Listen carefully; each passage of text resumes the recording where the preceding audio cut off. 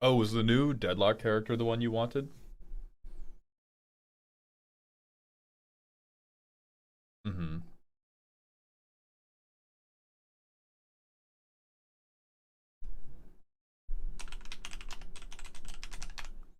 Oh, are they? Is it just like the order? Mm-hmm. Okay, okay, okay.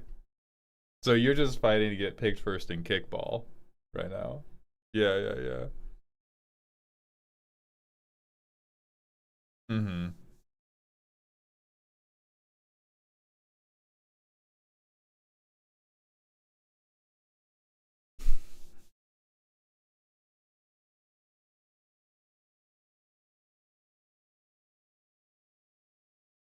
So you just one tap anyone on the map and it would Oh, pierce people. Jesus. That's evil.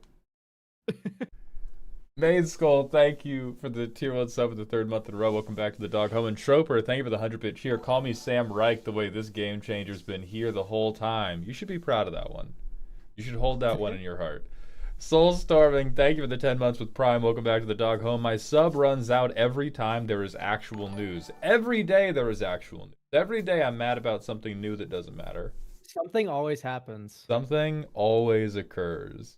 Something has always occurred. Deadlock stream? Maybe in surprise. This is not a surprise stream. You're all outing yourselves as not being subscribed to the stream announcements channel.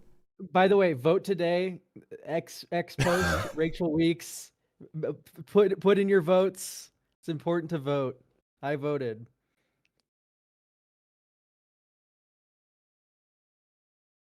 Good fucking god. Salty, thank you for the 5 streams in a row. Pedgman, come on, man. You always fall for that. You know that doesn't work before I say they work. You know that doesn't work before I say it works. Yeah, my friend calls Venator ventilator, and it's so hard not to call him ventilator now. Ventilator. Troper, thank you for the 100-bit cheer. Elk, can you speak to allegations that Ventilator was commanded by God on high to purchase Refresher? um, I refresher is a really funny item. And when it comes to ventilator, the only comment I really have about him is I'm happy that chuds have a character that really speaks to them now. You know what I mean? We have this nice Catholic priest man who everyone can LARP being the Punisher as. Hey, Army Hitch, I want you to just read what's on screen for me right now. But it comes to there's no schedule for this week. There was no way to know we were having a stream today. I want you to pay particular attention to the all caps words delayed and Monday. I'm gonna fucking shout, you guys. Saber of Red, thank you for the 4 months of tier 1. Welcome back to the Dog Home. Free my boy Grizzy B, ain't do nothing wrong. No, he did that shit. You just think he's cool. Sulking Assassin, thank you for the 8 months at tier 1. Welcome back to the Dog Home. I don't have anything funny to say. Here's your monthly stipend. Thank you very much. Kolos, thank you for the 75 streams in a row. Welcome back to the Dog Park. Terrence, thank you for gifting a sub to the King of Deer. Welcome back to the Dog Home. Shade, there will still be free... Oh, yeah, you haven't made one yet. Never mind. Storming, thank you for the 5. And Jay Schlosh, thank you for the Prime sub. Welcome to the Dog Home. I don't appreciate all those S's when I'm having trouble with my jaw today. That's fucked up of you. Let's fucking go. Rest in piss farewell. Get shot in the head. Woo. Yeah, it was. I agree with Pending Platypus here. BNR was like kind of a nothing burger today. No, it was... We'll... You know what? We'll find out about that together, okay? We'll find out about that together.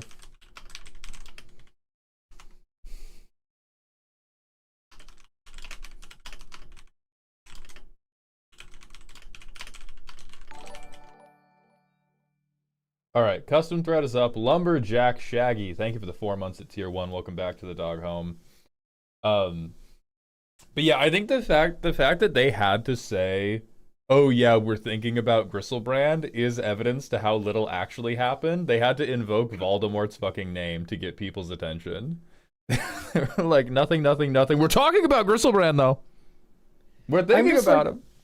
I just wish they wouldn't edge me. You know what I mean?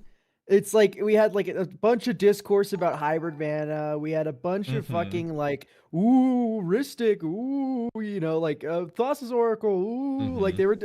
they were dropping all these hints and teasers, and I was rock hard, and then they're like, nah, we're gonna ruin it, bro. We're with 2-0 unbans, and like it's literally nothing. It's so like compared to what it was all hyped up to be.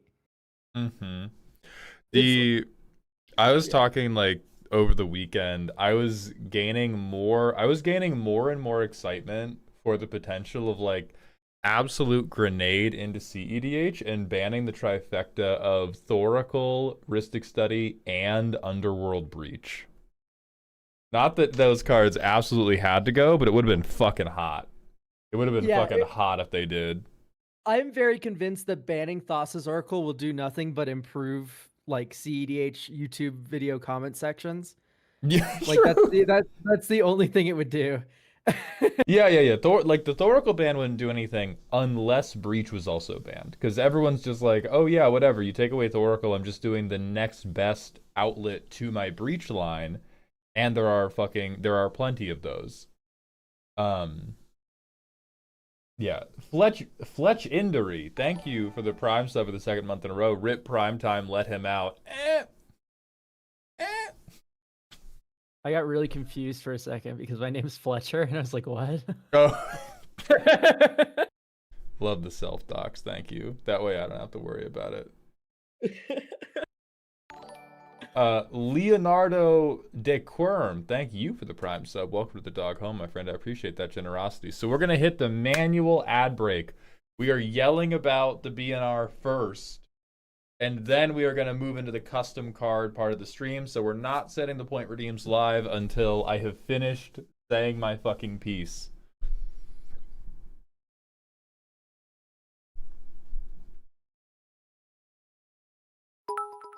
Cecil, thank you for the 500-bit cheer. Welcome to the dog pile for this week. And Dravard, thank you for the Prime sub for the second month in a row. Welcome back to the dog home. I appreciate that generosity. I've had a friend aggressively arguing for Sylvan Primordial to get the unban. Can I get a clip to show him that he's wrong? I mean, all of these people are just arguing in bad faith, right? Like they're saying these are the people who are like, yeah, the Second Amendment says that I should be able to own a railgun. I should be allowed to own a missile launcher in my home, and you shouldn't be weird when I open carry it. Because Sylvan Primordial is what, 8 or 9 mana? If you land drop into that motherfucker and play him and swing with him, whatever. Nobody's fucking doing that! If you do what everyone's actually going to do, which is turn 1, miss my land drop, oops, discard Sylvan Primordial, turn 2, play a swamp. Look who's here, none of you have lands, get fucked. I'm ramped, by the way. Worst goddamn game ever. No. Absolutely not. These are the most bad faith arguers ever. Yeah, I annoying cards are annoying as it turns out. All right. Jomi, thank you for the 75 streams in a row. Herons, thank you for the personal question. Have you or Elk ever had a playground complain so much about a card that you decided to take it out? Apparently, Mesmeric Orb is cruel and an unusual punishment. No, I play with adults. I don't think I've ever had that. Actually, you know what? There's one card. It was Dark Ritual and Prosper. And that was one where I was like, you know what? I agree, and I cut all of the fast mana out of the deck. Yeah, I recently took Worst Fears out of Cormella. The woke left finally got to you, bro. I still have Cruel Entertainment in the deck, to be clear. Okay. But Worst Fears came out just because it like kind of felt too easy. Mm-hmm. And it was like sometimes it works out perfectly. It's the end of the game. I worst fear someone. I have a funny worst fears turn. The game's over. But sometimes I worst fear someone's like on turn like 6, and then they just don't get to play Magic for the rest of the game. Yeah. because I ruined their life. So it ended up like creating some non-games for some people, and that's just not something I wanted to have happen. That just felt like a bad dynamic. I've in general just been making my decks kind of worse. Speaking of making decks worse, put Mesmeric Orb in them. Like Mesmeric Orb sucks. Tell your friends to start running regrowth. It's I don't a know what to beautiful say. card. Beautiful card. Spellbreaker, thank you for the Prime sub for the 11 months. Welcome back to the dog home. I appreciate your Jeffrey dollars. Miserable that WotC are champions of the status quo. Hybrid mana strict positive, but a split down the middle is scary, so we won't make a change that improves the format. I am going to let you sit with that. I personally know you're wrong, but we don't have time to talk about that right now. We have to we have to talk about the changes that actually happened.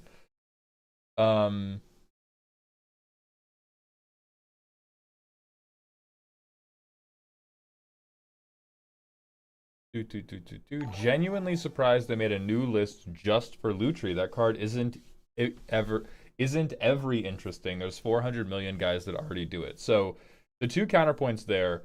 One, Lutri has been like the poster child of, you know, the like teenager who was sent to prison for 50 years for having 1/8 like a joint.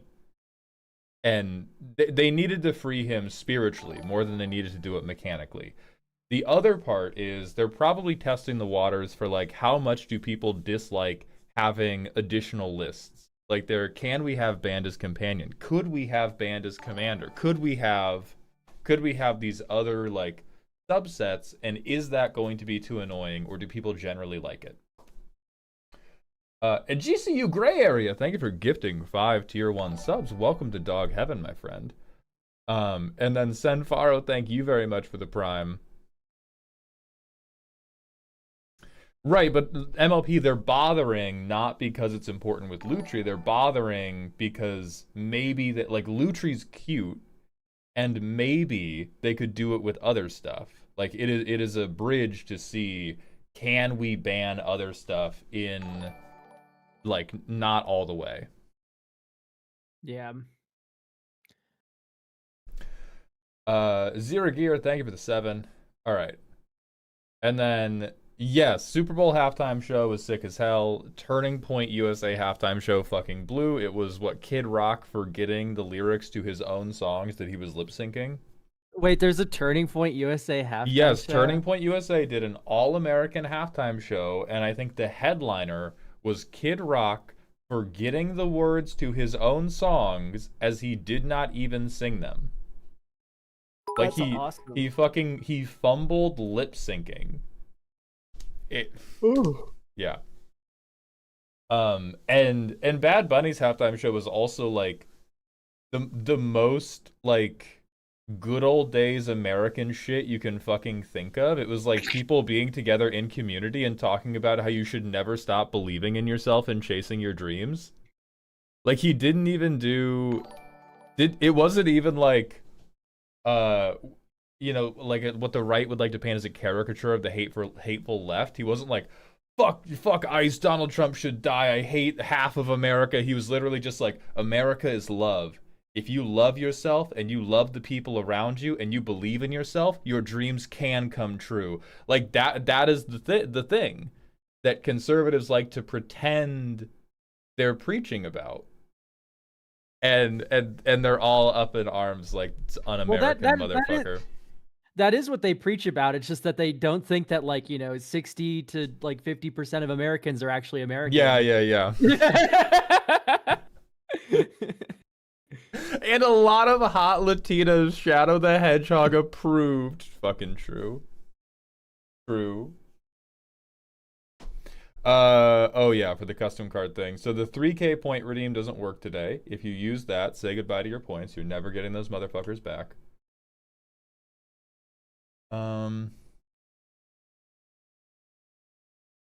Kid Rock, aka the musical artist most likely to steal the copper out of your house. Also, isn't there like a lot of AI ads in the Super Bowl? I heard that, yeah. I did not watch the Super Bowl, quite frankly. I don't know ball like that. I did not see it was a bunch of like really good defenses playing against each other, and that does not make for good memes, and I only watch sports if they have meme potential. Dude, Super Bowl to me right now really does. It used to feel like, this like thing everyone would get together, you'd have, and it would be a fun little event. And now it feels like the New York Times Square like ball drop, where it's Mhm. like I really just cannot care about this like cultural event anymore. Like the ball's sponsored by Kia, they have the Planet Fitness like Oh. stand here with a giant fucking shit like lane. Like I don't know. It just doesn't feel like Mhm. a real thing anymore, football. I can't enjoy it. Unless you're a gambler, in which case you have a lot of reasons to enjoy Yeah, it, I but guess. then if you're a gambler, you hate the Super Bowl yesterday because the Super Bowl was all defense, and gamblers are always doing like 8 million nested bets that care about scoring a lot of points. Like there's nothing a gambler hates more than a low point game. Holy fuck. So like so the gamblers were fucking frothing yesterday. Bone Lord, thank you for the 60 streams in a row. Top of the dog park for now, yes? No, buddy. The top is 75, held by Jomi Bug earlier today. I think Army Hitch hit 75 over the weekend. Kolos hit 75 today as well. So we are moving up towards 80. Um, oh yeah, for sure, Helios.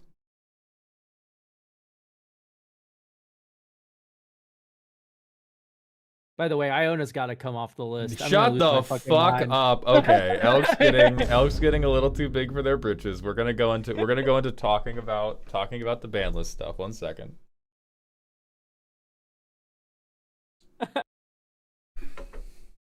All right, so I want to be really clear. Before we get into this. I think the format panel is doing good work. I think the changes today are only going to lead to good things. I don't think there will be any bad outcomes from this, and I am overall happy with the place Commander is at. That said, what the fuck is wrong with these people, man? I'm so goddamn angry. I could shake. And I'm going to take one more moment and say thank you, Gavin. Thank you, Olivia, Higher, Rachel, everybody on the format panel. I love you all. Thank you for freeing my boy. And they have irked the shit out of me, man, for one simple reason. That reason is, are we nuisance game changering or are we not nuisance game changering? Because Farewell went on to... Hold on, we got to redo this. I'm not recording. Sorry, everybody, we're taking it from the top. This is going to be part of a YouTube video. I wrote a script for this. I did a stream yesterday, and I forgot to hit record on one of the deck reviews. Yeah, and I was like, okay, I'm just gonna start getting on. I'm reading these 3 sentences I've already read in the blurb. Mm-hmm. All right, everybody, get ready to react again. Get your pogs ready when the Lutri sign shows up. Get your like free my guy ready. Anyway, okay, I just want to say before we begin, I think the format panel's doing good work.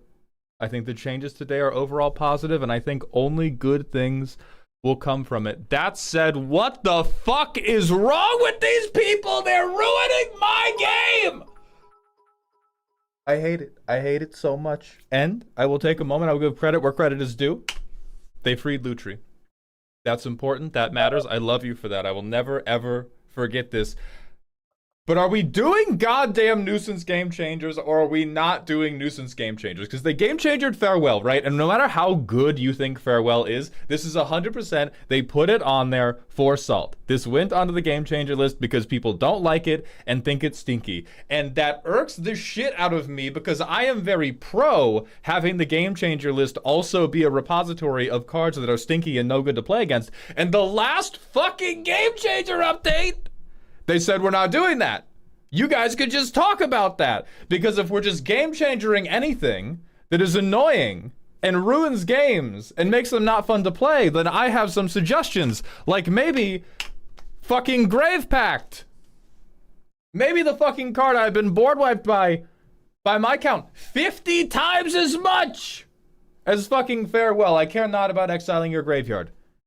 This card is incessantly worse. Or maybe these motherfucker Soul Ring players, these evil bitches, these Llanowar Elf players, these Utopia Sprawl players, the non-creature players too. I'm trying to play a fun game. a relaxed game. I'm trying to play synergy creatures. Why do you have 3 mana on turn 3 and then 5 mana, sorry, 3 mana on turn 2 and then 5 mana on turn 3? It's not fair, it's not fun. Game changer that shit. Game changer the entire practice.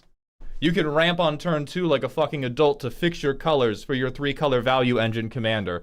And maybe last but not least, what about the motherfuckers they just on-game changered? Are we really telling me that Yuriko and Kinnan and Professor No Cards in Hand are not annoying? Have no deserved argument to be in fucking prison just like Farewell does? I've never had a game ruined by Farewell. Maybe I'm too white. But I've had a game ruined by Jin Gitaxias. I've had somebody try to defend Jin Gitaxias to me as a reanimation target by telling me, oh yeah, it's cool, you should just scoop. I've had them defend Kinnan by being like, I can't make infinite mana before they floated 24 of it. I can't. So, I'm not saying Farewell should be off the list. But I'm saying I got 80 more cards we can put on tomorrow. Please. Elk, how do you feel? I think my least favorite thing about Farewell is that it has very little proactive play uses beyond like a Planeswalker deck or like an all enchantment or all artifact deck, and you just drop that mode, you just don't use it. Mm-hmm. And most of the time I see Farewell cast, it is all modes Jimmy in his Angel deck, and we're taking another 50 years to complete this commander game. At least Jin Gitaxias gonna be like, there's no hope. There's so interesting to me. Because like truly, I have met so many annoying people in my time playing Commander. I have blessedly, I guess, I have never interacted with all modes Jimmy. I've never met them. I've only encountered all modes Jimmy. I've never seen Farewell without all modes selected, and they're exiling just as many creatures for them as they are for me. Like, why aren't you running Winds of Abandon in your deck, dude? Right, like it literally just kills me. Because I've hit like every LGS. I've played with plenty of randoms. I have met like every negative stereotype of Commander player. And somehow my bingo card is missing all modes Jimmy. So like I can accept that Farewell does stand apart. Like this is, let's be clear. Yeah, I'm fine with Farewell being on the game changer list. I just also want Llanowar Elves on there. You know? It's just so funny to me. Like so many years of my life wasted on this game. On bullshit, unfun interactions in this game, and I have still somehow never. I feel like one of those people that's never seen snow, or like got to 30 years old and doesn't know how to swim because they like never lived by the water. Like because I've just never met them. It's fucking hilarious to me. So yeah, it's yeah, definitely with all modes Jimmy. Yeah, I can see it for that sense, but like, oh my god, does it irk the shit out of me that they tried to make the argument like Jin Gitaxias is self-correcting and Farewell is not? That seems frustrating as hell to me. But I would rather. I kind of get it. I kind of get it. I hate to say it, I do kind of get it. Where it's like, okay, Jin Gitaxias Core Augur, you like draw 7 cards, and then each opponent has a draw step before their hand goes into the dumpster. Farewell is like hopeless unless you are blue or white. See, I don't get the hopeless part. Because I've been reset, and I don't know, maybe my decks are just too good to be bothered by this, but Farewell has never... Or like having my board wiped of all relevant resources has never added that much time to a game for me, which is why. And I agree I'm biased, and overall Farewell should absolutely be on the list, and I'm just yelling to yell. But yeah, it's never. How? I just draw good cards and play those. What do you mean? Like I have lands in my deck. What do you mean? Like I play lands and then I cast spells, and if you get rid of all the spells I previously cast, I cast new ones. Yeah, personally, I think if a Stompy player has a board, or like a whatever creature based or whatever player has a board, and they are also holding up protection and Mm-hmm. removal and like stuff like that, they should be rewarded for that and not horrifically punished. Like the word indestructible doesn't mean anything anymore. Yeah, that's true. That's true.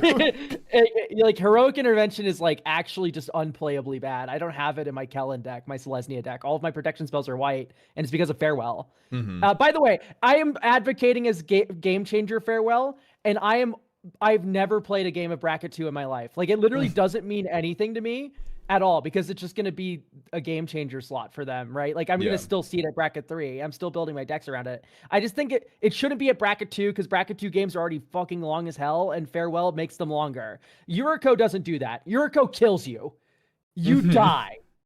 So I think a card has an issue with making the game last too long versus too fast. I would rather a game be too fast than too long. Okay, I think that makes a lot of sense then, because the other place my bias is coming in, when I have played Bracket 2, the problem has overwhelmingly been games that take too long because we don't have board wipes. Like I have many times gotten caught in the torment nexus that is everybody has some type of board that is scaring people from swinging and nobody really knows how to end. And this is again just personal experience. This is for sure not right in aggregate. But in all of my like annoying Bracket 2 games, Farewell would have fucking saved that game because it would have opened up somebody to like stick a permanent that actually broke parity instead of just like we're now in the staring contest situation. Well, this is my least favorite thing about Farewell is that there's so many one-sided board wipes. Every precon has a one-sided board wipe that every archetype can just run one now. And Yes, yeah. but what do people do with this information? The fact that every single archetype ever has a one-sided board wipe that ends the game for you, they reach for Farewell anyway. That's funny. It's literally funny. it's literally a training wheels card. It's like a rampant growth. Like why are you running rampant growth when or like arcane signet in your green deck? It's like, oh, because it's a commander deck. I got to run my arcane signet when you have like 16 other pieces of 2-mana ramp in your green deck. Like why are we doing this? What's going on? Yeah, and for chat, I agree that one-sided board wipes are better, but that seems like a thing of if the bracket system is meant to police people from making bad and unfun deck building decisions, then I will return to my actual point of Game Changer Grave Pact. Fuck you. If we're like, we should not, the bracket system should exist and we should make rules that prevent people from building stupid and lame decks that don't even work that good, then we should Game Changer Grave Pact. I do hear the argument for Grave Pact Game Changer. However, it is one-sided. That's what I like about it. And it also dies to like removal. Like legitimately, you're like like Farewell doesn't get Beast Within. Like yeah, you'll Farewell gets Beast but... Within when I top deck another cool creature because my deck's better than yours. Yeah. No problem. So no, I would not be mad if this gets game changered. I'm also fine with it not being. Like there's things going on here that I like about Grave Pact.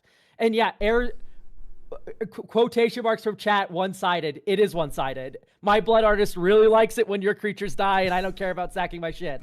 Number 2, dies to removal. What I mean to say is like, yes, the only interaction here isn't just counterspell or phasing out like Farewell is. Here, there's broader. Having a wide board against a Grave Pact, you have potential to like actually be fine. Yeah, I will say though, like for me, Grave Pact is where I can spiritually sympathize with the people calling for Farewell to be banned, because I have never played with all modes Jimmy, who just farewells willy-nilly. I have played multiple games against people who are Grave Pacting with no plan to turn it into a win. Like every game I have ever seen Grave Pact resolve in has sucked incredible dog shit for the exact same reasons that all of you are telling me, oh, Farewell is evil and bad. And so that's more of my point, is because I'm me and I'm a white man on YouTube, my personal experience is more important than yours. I just want us all to know that. I just want you to internalize that. Yeah, to be clear, I really dislike aura shards as an example. I'm not a big fan of that card. And so so in some ways I am sympathetic to the Grave Pack Game Changer argument. However, I like black a lot more than Selesnya, so like also Don't you as have a it's so- Selesnya like prison deck? yeah, I love Selesnya, but also I love black. Oh my god. Refuses to pick a side. Anyway, defend Sol Ring, you can't. Moving on. Defend Llanowar Elves, you can't. Moving on. Defend Utopia Sprawl. This one's okay. Utopia Sprawl is actually really fun because, like, with Arbor Elf, you can actually like turbo ramp with it. But also, Sol Ring is fucked up and evil, and I honestly wish we saw ban Sol Ring today. I mean, the day they finally fucking game changer Sol Ring. Ugh. Do not game changer Sol Ring. I hate this argument. Just ban it. If they game changer Sol Ring, I'm not playing Magic the Gathering anymore. I'm gonna become you fucking liar. No, I'm pivoting to Mugenics or something. How is it? I mean, compared to like the Mox, right? Because isn't it? It feels much closer to a Mox than it does a Mana Crypt because it's not. Sol Ring is often better than a Mox. It can be, very much so in certain decks. I know that it can be for sure. I'm not arguing that it can't be. I'm just saying that I think it is closer to a Mox than it is to a Mana Crypt. Yes, it is stronger than Mana Crypt in a lot of situations. There are some instances where Mana Crypt is better, but there are a lot of situations where Sol Ring is better. Well, now I think you're just lying to rage bait me. Are you Disco Elysiuming me? No, it's so true that Sol Ring can be better. This is mostly true in 20 life formats, though, where like you have so fake formats that don't matter. Whatever. Talk to me about Biorhythm. Biorhythm, I love Biorhythm. I'm so happy they took this off. I'm deeply unexcited by it. It's definitely not a problem for it to come off. It's like it's green Worldfire, but green is set up way better than red to use this type of effect and actually win the game. This is probably, I hope it stays a game changer. I think the reason I dislike this coming off the ban list is because I think like Sway of the Stars and like Worldfire, they're going to take it off the game changer list in a couple months. And then I'm going to have to be like, man, is it in the deck? Man, is it? Come on, man. Is it in the fucking deck? I like Biorhythm a lot. Mostly what spawned my liking of Biorhythm is pre-modern. There's a pre-modern Elves deck that plays Biorhythm, and that's how they win. It's super funny. Tell me it's not cooler than Crater of Behemoth. Tell me this is not more funny than Crater of Behemoth. It's not. I think it's slightly more funny than Crater of Behemoth. I would rather be Biorhythmed. No, I'd rather be Craterhoofed. I'd rather be Craterhoof, Jubilation, Endray's Forerunner, Preposterous Proportion. Like, this is the... You want me to laugh? Beat me without trample, you fucking loser. Show me the giant squirrel card. Show me the giant squirrel. Right, and Biorhythm is very much along those lines of, here's a big green spell that is going to hopefully win me the game. But it just... So I just hope I never play against it. That's it. It's fine to unban it. Yeah, I think this is a perfect instance of like this card is pretty boring. I think even like it can come off the game changer list someday. Right, it will, and then I'll just be sad. Yeah, so I think if we're getting into the like point of the game where we're like board wipe into Biorhythm, like I want that game to be over with already anyway. So like, great job, we did it. It's fine. And then, all right, let's talk about your girl, because they invoked Iona's name. They said, hey, we're thinking about it. Iona should be unbanned. That is my honest to God opinion. Rat. I think if you don't want Iona unbanned, you just don't play like real formats. Yeah, I think that's probably true, and I think most people who play Commander don't play real formats. Affectionately, why would you play Commander if you want to play a real format? I don't want to play a real format. I want to play WWE with my buff fucking Vivi. What the fuck are you talking about? Play a real format. So listen, Iona should not be banned. And the reason I think Iona is a perfect example of a game changer, where Iona should be bracket 3 baby jailed. Like, you are not allowed to play with this card at 1 or 2. We play Precon. we're not Ionaing. That's fine with me. However, tell me the Torbrand player doesn't deserve it. People are like, oh, think of the monocolor players. Oh, hey, you put O'Hare Ashenil in the fucking command zone. You deserve it. You deserve it. I did everything wrong and they indicted me. O'Hare Ashton with their impact Trevor spam. I did everything wrong and they stopped me from casting spells. I was trying to have a fun time with my Immodane deck, and what did they do? They prevented me from casting Siobhan Meteor. I hate these people. I'm just, people are always going to bat for the monocolor players, but I'm like, the monocolor players are some of the most evil that need to be corrected. I think this is, you know, here's what we can do. Here's the compromise. I will fully pledge my meaningless support for an Iona ban the moment where they introduce to the bracket system and their convention policy that you get checked at the door and you have to have at minimum 3 decks to play Commander with. Then I'm cool. Because I can't. Not that I can't, but I just have no desire to navigate the situations where people are like, oh, I'm playing Iona because my name is 3-3 Elk and I love Iona. And somebody else at the table is like, oh, I only have this 1-2 color deck that leans into 1 color and will be totally horse fucked by Iona. And it's just like, y'all need more fucking decks. We need backups. We need a roster. I want to write a replication, this lady. So bad. That's fine, actually. Then you win. Yeah. Chill. Also, Lulu, thank you for the $5 super chat. Staring intently at Elk. Is draft a real format, my dear December holiday? Yeah, it's real. Draft is the most real format of them all. Hell yeah. Quick question: do cards with the void get around Painter's Servant? Yes, it does. It does. They do not gain a color. I think. I'm not a judge, but also anyway, Iona. What I like about it the most is there's a lot of interesting play patterns that can be created with this card that people just discount right away because they see the bad, but they just refuse to like immediately think of the good. Like see, like Drag Queen in Space. It doesn't. Like, okay, it doesn't. That's for Devoid. That's not for this. Okay, we're fine. I love reading chat and then immediately thinking everyone's arguing with me. So just because you're YouTube doesn't mean you're right, or it also doesn't even mean you're being spoken to.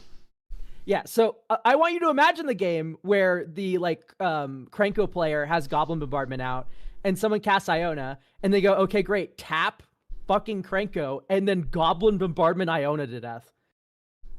Like, the fact that there can be counterplay is really funny, and it creates funny stories, which is what Commander's all about.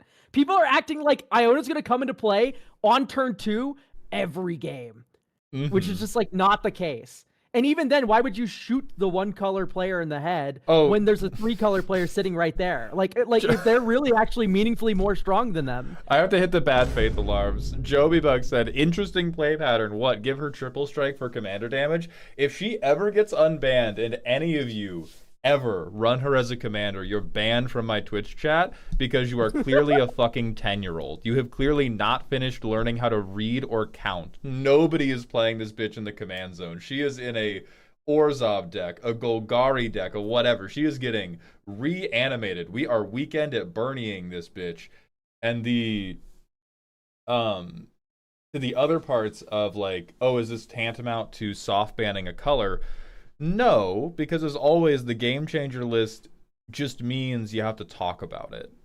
Like, Iona could be unbanned and move to game changer, and then you could be like, hey, Iona's one of my game changers. All right? And then the table could be like, well, the 3 of us don't want to play with you anymore. Look at that. The mono red player is no longer soft banned. Like, the game changer list is not a, these are the rules of what you can and can't play. It's these are the rules of what you do and don't have to talk about before you play. That fixes like all the imagined problems. I think once we're hitting bracket 3 and we're doing some heinous shit to people, Iona is like one of the heinous shit things you can do. I think this is like the upper ceiling of like, this is fine. That's what I'm on about. Yeah, and then there's what are the other ones they talked about? They talked about they invoked the name of Gristlebrand to have a little bit of spice in the conversation. Yeah, Gristlebrand should never be unbanned. I'm No, so no, no. This sorry. guy's fucking evil. This guy's fucking evil. I've never had people disclose specific game changers in real life. That's crazy. Like all of my games are, what are your game changers? Show me. Take them out of the deck. The Because that's Gristlebrand got worse after Agatha's got printed, by the way. Like Agatha's Soul Cauldron. oh true. This is the best thing to Brave. put under that fucking Brave. soup pot. Gristlebrand has lifelink. Oh, welcome to Magic the Gathering. Yes, he does. It's great. Goryo's Vengeance, my beloved. Such a good deck. Yeah, for all you people not disclosing game changers, I'm not gonna say you're doing it wrong, but you definitely lead a worse life than I do, and your life will improve immensely if you begin saying game changers before the game.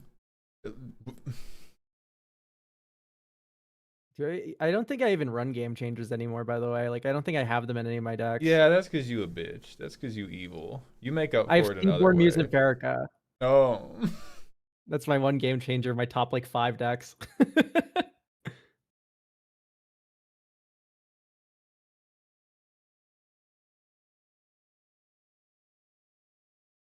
Can someone explain to me why Gristlebrand is banned? I've always thought he was cool, but never understood it. I'm also a newer player. So because you're a newer player, Jersey, cards are very, very good. As you play better and better Magic, the best thing you can do is draw one additional card. Because it might be a combo piece if you're running a combo. If you already have a combo, it might be a counter spell that makes it so that your combo definitely happens. And not only can Gristlebrand draw you all of these cards at instant speed, he also has lifelink, and so you can just swing him at people. Because like the defense against, or the meme defense against Necropotence is somebody plays Necropotence, they pay 39 life, go down to 1, and hope to God that their combo is in here. If it's not, you can swing at them and kill them, or you can lightning bolt them. Gristlebrand, they still have the opportunity to, like, if you swing at them, you know, they pay 7 life one time, they get all 7 cards. They don't even go down that low. If you can't remove Gristlebrand, all right, I gain 7 more life. There's also a very big benefit of you get to see these cards as you draw them. That is one of the differences between Necropotence and Gristlebrand that people don't talk about enough. IMO, probably because unbanning Gristlebrand never comes up seriously. But Necropotence, you pay 1 life and you have no fucking idea what card you got until your next end step. Gristlebrand, the moment I pay the 7, I get 7 new pieces of information to work with. Yeah, it's also actually drawing cards, which we have a card called Shieldred the Apocalypse. Very The fair good old, card. the good old, 2026. So Mhm. that works really well. Cooked Artichoke, thank you for the Prime sub for 10 months in a row. Opinions on Phyrexian Altar going on Game Changer list? Absolutely not. As someone who uses it actively, I believe it should be, as the explosive mana potential and sheer number of combos it enables, even when being used fairly, warrants it. I am generally of the opinion that anything that needs 3 cards to do the crazy thing, we cannot begin game changering, because at that point we have to game changer everything. Like every Yeah. card in the fucking game. And Phyrexian Altar is one of those. I'm firmly a believer that if you have Phyrexian Altar in your deck, you already know what you're doing. Right. Like, Phyrexian Altar should be one of those things that is covered when you sit down and say, I'm an Aristocrats player. You have now communicated to the table what type of deck you're doing. You don't need to. It's so weird to me that y'all are playing games where you don't say what your game changes. Like, what the fuck is the point? What? That's so weird to me. I don't really say any other specific cards in my deck, but I'm always like, oh yeah, if we're in bracket 3, here is what I spent my bracket 3 power budget on. What the fuck is wrong? I'm gonna have to meditate on that. That's crazy. That's crazy and wrong. That's crazy and wrong. I want my cards and their cards to be a surprise. You are a fool. What do you think of making certain game changers more points? Example, Ristic said it could be 2 out of the 3 to make it a bracket 3 deck. This was addressed in my original video called The Reality of the Commander Bracket System. I think that is the worst possible way they could go about it. I am not going to insult anybody's intelligence or drag anybody. I think I will. I don't trust Commander players to do math. I really just don't trust them. Thank you, Elk. I think even if you can do math, really, really, really bad idea. Tremendously bad and awful idea that you cannot keep consistent and you cannot enforce in a fair way over any period of time. Absolutely ridiculous. Absolutely ridiculous and bad. Oh, what about unbanning prime time? We'll be there. We're not there yet. We'll be there. Do you think we're there, Elk? Yeah. I want unbanned prime time. I think it'd be very fun for like CDH bracket 4. That sort of thing. And then like lower brackets, it'd be kind of cool too. We got to get the super game changer list. That's when we get prime time back. We get this is a game changer, but only for bracket 4. For bracket 3 and like 2, like 3, I'm like it might be a little too much. I think prime time's fucking broken. This card's stupid, strong. Yeah. It's a 1-card combo with Amulet, like legitimately. It will just win at certain tables with just an Amulet of Vigor effect. And it gets a lot more silly the higher power you get.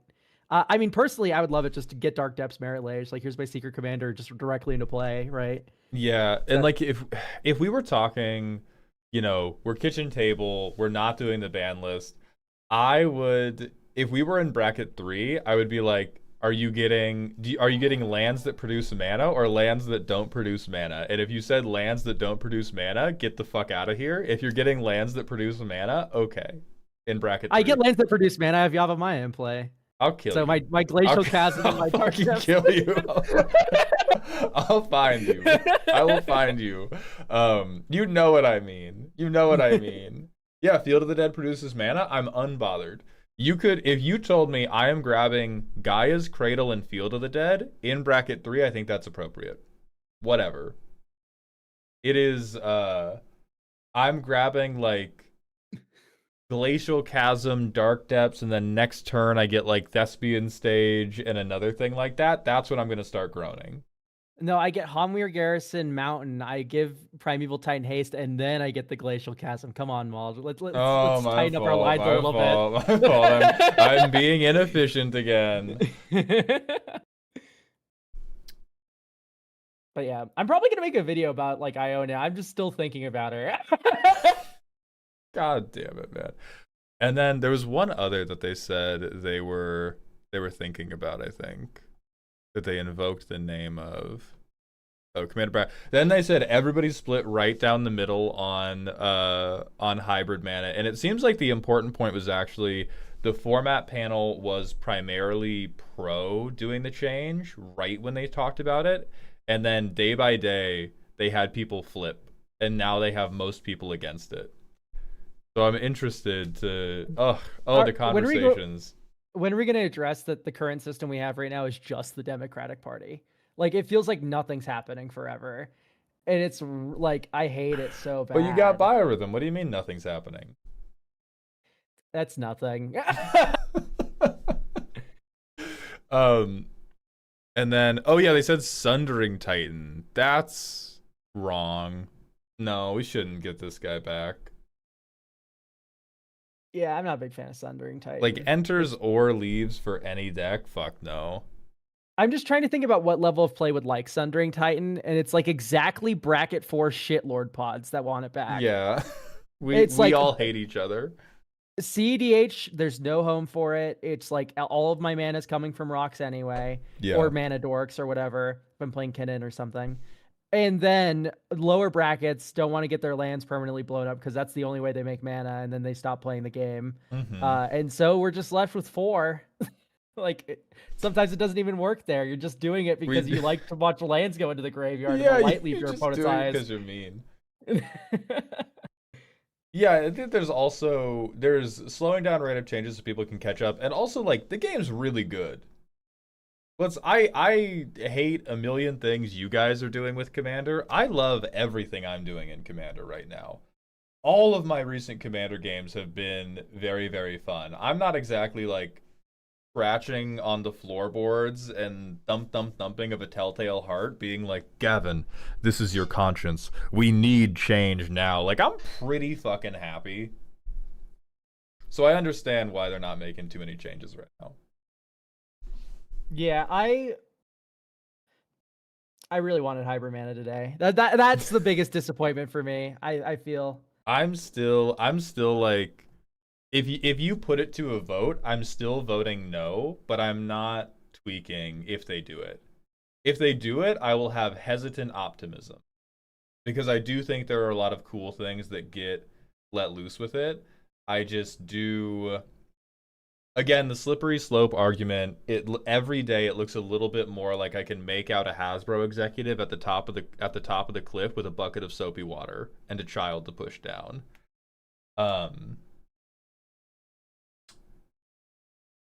Yeah. I don't know.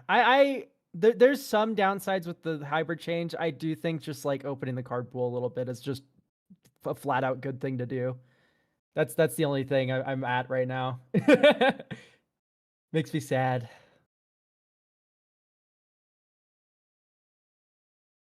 I keep hearing hybrid mana scratch at my walls. Yeah, hybrid mana is the Green Goblin mask for many, many players. It's so cool too because we just got the Vivid mechanic. Yeah, gosh, Vivid's the mechanic where we're never getting hybrid mana now. Now there is an actual mechanical upside to doing the hybrid mana thing. I disagree with what you have to say, Elk, but I would fight to whatever, dude. I don't care. Elk cares not. Elk is a Disco Elysium enjoyer. You will not appeal to them with things like base human morality. Listen, I have my opinions set in stone, and that's not true. I love changing my opinions, and then people call me a hypocrite because I change my opinions. Oh yeah. Sometimes. Oh my God. God forbid you think about things more.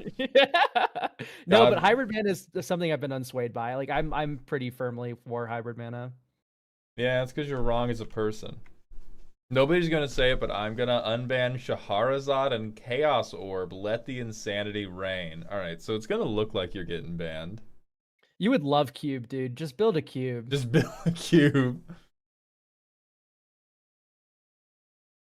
EDH crew made a good point. All the Magic websites would have to completely recode their sites so people could access like 6 more cards in their deck. Oh, we're shackled to the website owners. There's nothing. Well, we cannot change the game for the better because we're shackled by Moxfield and EDH Rec. They're programmers. They're poor programmers.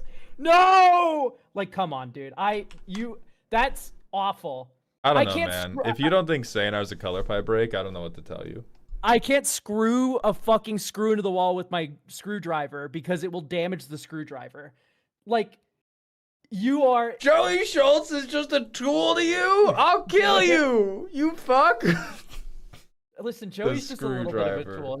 It's not a big problem. We are brothers. We are brothers, so it does make sense. It's been a while since I talked to Joey. I should message him again. Oh, I successfully rage baited Spellbreaker with the fake color pie break. I successfully rage baited Who Fights. Got your asses. You two are both banned. You two are both fucking banned. A literal onion also fell for it. You're also banned. We do purity tests in this Twitch chat.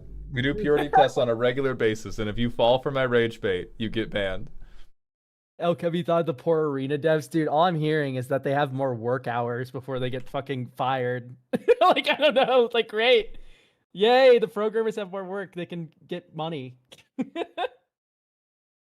Please address Paradox Engine. Worst fucking card ever. Never unban it. I want it back, but I want it back because it's so awful to play against, and I would love it. This card is banned for a reason that I can respect. Mm-hmm. And if it was an unbanned, I wouldn't be sad about it. But if it stayed banned, I also wouldn't be sad about it. If it was unbanned, that's where I'm at. I would be sad about it because nobody would play Magic with me anymore because I would play this in every fucking deck. I could not stop myself. I get the Oh. shakes when I look at the card. Like my girlfriend would stop playing Magic with me. My friends would stop playing Magic with me. They would they would just be like, I don't know, man. Do you want to play like League of Legends instead or just like stab each other with sporks? And then I go, hang on, wait, hang on, I'm almost done with my turn. It's like 30 minutes in. I just love those stupid Dice Factory kind of decks where you just like, I have a Astral Cornucopia with 50 counters on it, and we're about to go into hell. Yeah, Like that's funny as fuck. I saw this card resolved against me once in Brawl, and I was like, well, no way it's as bad as they said. 20 minutes later, and a sink full of clean dishes later, I knew it was just as bad as they said. We should never unban this shit. Yeah, it's the ultimate Dirtle card. It's just so funny. Please unban the Torment Nexus. I can be trusted with our shared game time. Criffix shouldn't get unbanned. Those people are all fucking copers and seethers. Oh, you make a really good point, Jace's Cat. Yeah, no, if you want Paradox Engine unbanned, just open the Moxfield playtester and play with it. Like, Yeah. that's what you want. Mm-hmm.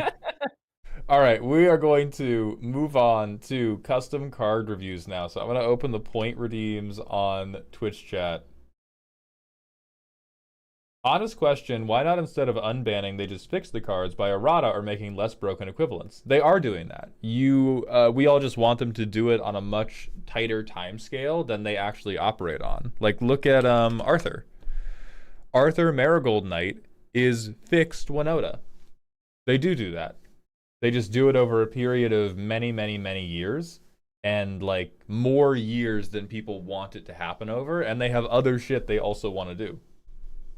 Yeah, so there's definitely less broken equivalents to cards, but like erratas is just such a bad idea. Oh, true. Like, Erratas is a very bad idea. Erratas is a horrible idea.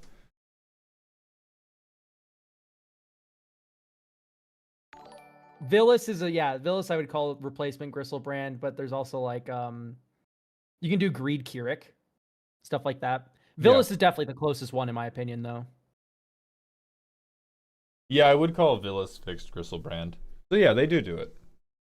The Super Void from Edge of Eternity is a fixed version of Dictate of Erebos. Yeah. Sothera. Because it is Grave Pact, but it will get rid of itself if I have fully wiped the board. So they do make that happen. Did you ever play with the Arthur deck, boss? I did. That game is filmed. The person who said Arthur sucks is a liar, and I will have camera footage to prove it.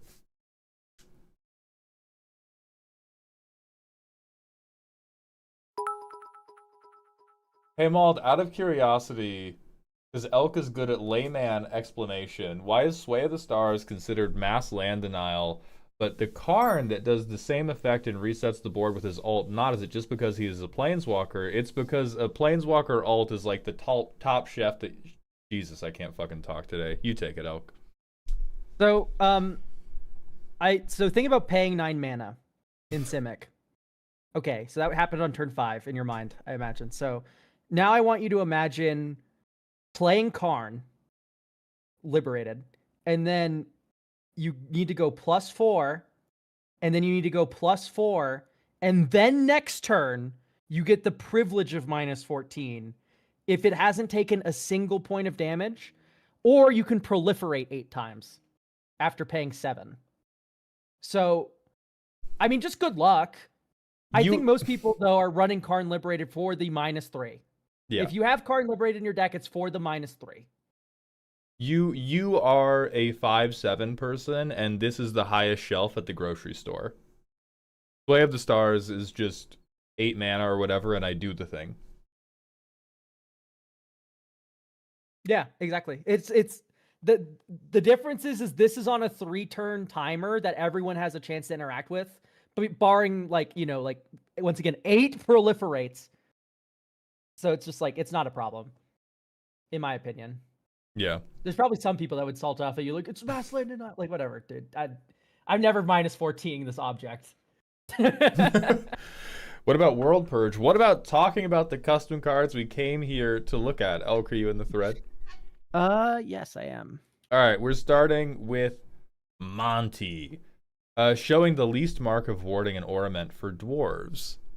Least mark of warding. This is a Jeskai enchantment aura. Enchanted dwarf. Enchanted creature has vigilance and ward take X damage, where X is enchanted creature's toughness. We will pretend that works. For 2 colorless, you can make it lesser and put a shield counter on each non-creature permanent you control. Holy fuck. And for 4 more, you can give enchanted creature +X, where X is the number of shield counters on permanents you control. I like the idea of a saga aura. That's kind of fun. Yeah, that is a little bit cute. I mean, I think overall this kind of has to be fine because you're spending so much mana. Yeah, 5 mana to get a shield counter on everything does feel like pretty fine. Right, and especially not any of my bodies. Just all my lands have shield counters. my, but Elk, it's actually class aura. You know what I meant. When you send your cards in with horrible syntax, I look over it. When I misspeak, you look over it. we speak we speak to the truth of what the thing is, not what you labeled it. Yeah, I don't like that it can enchant only dwarves. That does feel a little narrow, but it's fine if this is like for a limited thing. Yeah, I think it is. I think it is for a set they are making. Mehu Care, try it, and if you're wrong, I'll ban you. For everybody asking about Ko-Fi redeems, they went live last week. We had to reschedule this stream. We'll be sending another wave live later in the stream. It's dwarves for flavor. When the flavor of a card prevents it from it being playable and more widely like used, that's when I don't like a design. Yeah, the flavor is here is this sweet little condiment. If you put it specifically on eggs, it makes them taste wonderful. If you put it on anything else, it makes them taste like dog shit. That's a bad flavor. The bad flavor you've done. All right. Next, Thondrid, Epic Artificer, a 6 mana 6/6 legendary dwarf artificer. On ETB, make a copy of each aura and equipment you control. Attach these to Thondrid if possible. Then for each counter on a creature you control, put a counter of that type on Thondrid. You've reprinted Anna Canarud. We've done it. We've done it. Yes. I think it's cool.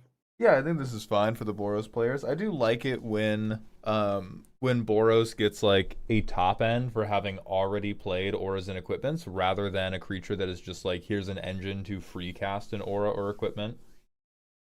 Yeah. It should maybe be 7 mana. It's just like I'm imagining like the entire game of like I curve out with equipments every turn and then I play Thondrid and someone dies. Like that's the play pattern. That's pretty funny though. I play my magnetic dwarf. 8 million swords fly to him and then he kills you. That's okay. Yeah, that's why I think it should be 7 mana though. It's just like, you know. Yeah. Fair. I tap 7 mana, someone should die. That's okay. 6, that's a little low. Zaxxon de Kundadarak, Dreadhold Warden. 2 Jeskai for a 5 mana 3/4 legendary creature dwarf wizard. When Zaxxon enters, you may search your library for an enchantment card of mana value 3 or less and put it on the battlefield with a shield counter on it to shuffle. Oh boy, solitary confinement. Here we come. Whenever a shield counter is removed from a permanent you control, deal 2 damage to target player. Tap, remove a shield counter from a permanent you control. Put a shield counter on target permanent with no shield counters on it. Yeah, I know this pre-con about to be the most annoying 90 minutes of my life. Yeah, everything just has shield counters. Everything is a shield counter. I'm moving them around. You're taking damage. Yeah, this is worse Zur, but it's not worse Zur. You don't have to give this thing haste. You just cast it, it enters, you get it. Yeah. I'm imagining a world where you have like Monarchy card, like Teferi's Ageless Insight, and then you just like go, okay, cast Zaxxon. I'm drawing 2 extra cards every turn, get Solitary Confinement, and then I just like I discard a card every turn, but I draw 2 cards and I skip my draw step. Like it's fine. Ugh.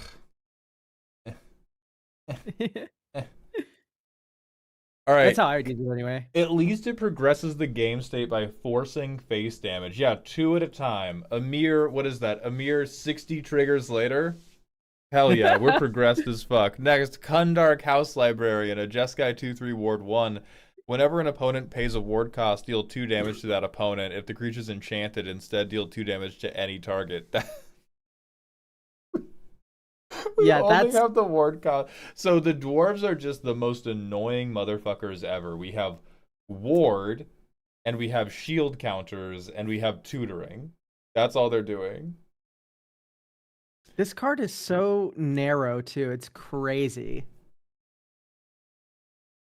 Yeah, if this is meant to be the like 3-color uncommon build around, I don't think I would ever, ever, ever want to do this. How am I What you supposed to? do, Hexing Squelcher, Standard Bearer, and then they always have to target the Standard Bearer, and it has Ward, pay 2 life, and then you get to shoot them in the head for 2.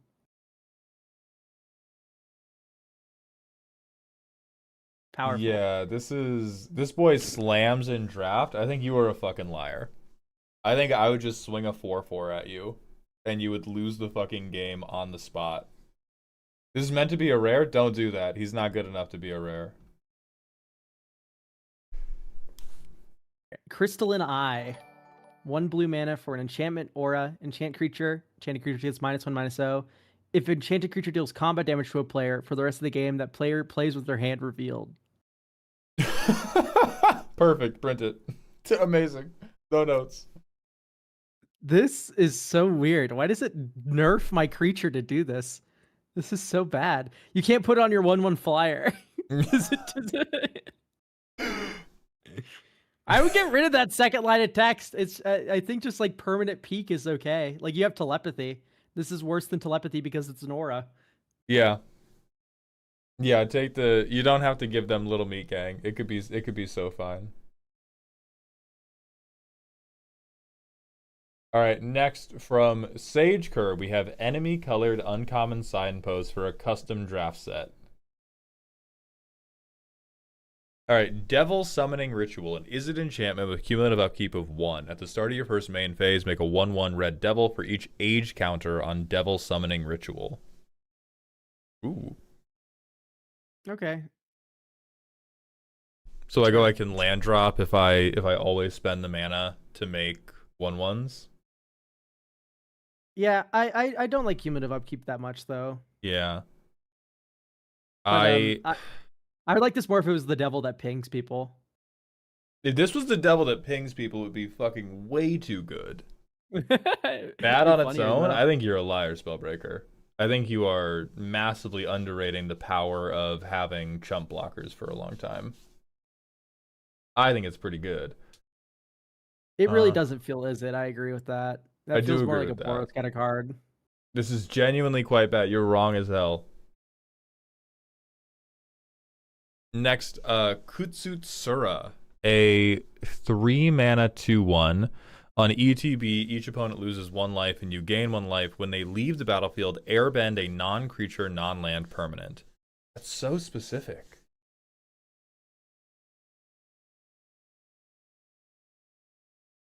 Weird. Yeah. Yeah. Crazy. I do not know what would drive a person to create this card. I'm very confused about what causes someone to do this. I don't know what's wrong with you. I think it's saying non-creature is too weak for me. Like I don't know what would drive somebody to make this card. I don't know what would drive me to draft this card. I mean, it's a fine draft card. I block, I exile your other attacker, and then Yeah, but I can't because it's non-creature, non-land. So if you took non-creature away, then I'm drafting it to be like, all right, other attacker go away. But if I can't even airbend a creature with it, yeah, that is really I don't weird. fucking Actually, know, man. I airbend my own map token, airbend the Soul Ring. Draft set. I will yell it from the rafters. This is a limited environment in which the cards interact with each other.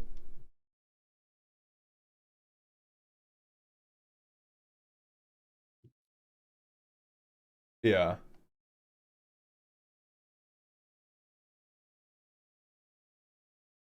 All right, Flickering we have itself. Just say airbend another, right? yeah. That's how you stop flickering yourself. Yeah, another laid back. Oh, it's also when it leaves the battlefield. It's already not in play. Anyway, laid back Shinigami, 3 black green, ward 1 for a 4/4 God minion. Whenever a creature you control dies for the first time each turn, you make a 0/1 white spirit creature token. Okay, so this is like a Theomancer because it doesn't say Yeah. non-token. I Yeah, yeah, imagine that's yeah. intentional. Yeah, so each time you can. I mean, for a 5 mana, that's. Yeah, I like that. I like that. I can mess with it. Yeah, it feeds itself for sure. That's the point. It feeds itself with a handbrake of first time each turn. I am down with that. Just thumbs up. Minoriko Aki, Harvest God, a 3 mana Simic 2/2. Whenever a planeswalker enters under your control, put a loyalty counter on it. Absolutely not. Shin Myomaru, Small Rebel, a Boros 2/1 with haste. When they enter the battlefield, choose one. Target artifact you control becomes a 1/1 Golem Spirit. Untap it. Make a 1/1 Golem Spirit creature token with haste. Ooh, I like this one. And these are probably like body that makes a body is always pretty good.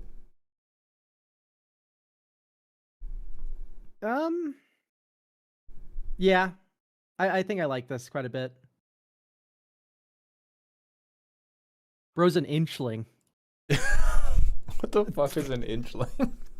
I thought you would know that very well, Mauld.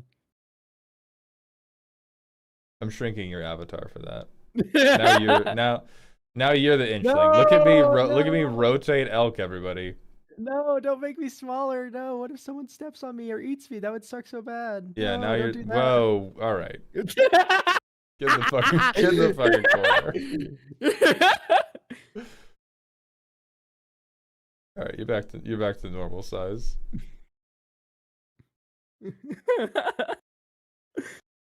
All right, next we have Good Girl Zoria, cycle-ish of monocolor Theros gods. That is a lot of words. One must imagine the cleric aura farming. Template, things, devotee.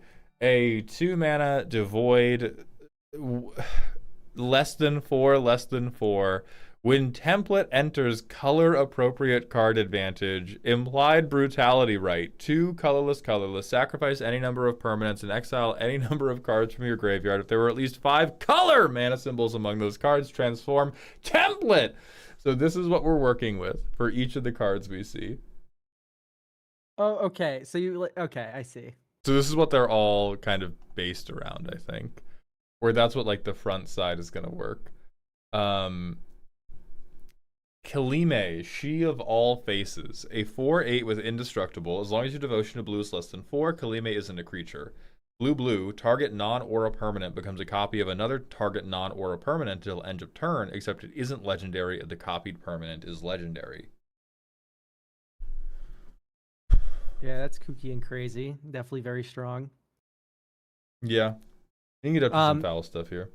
I'm just gonna 100% of the time here. I'm just going to be rating these cards and whether or not I think they're cool and their play patterns. I'm not even gonna try and touch the balance of whatever this 5-faced monstrosity is with a 10-foot pole. By the way, I'm just.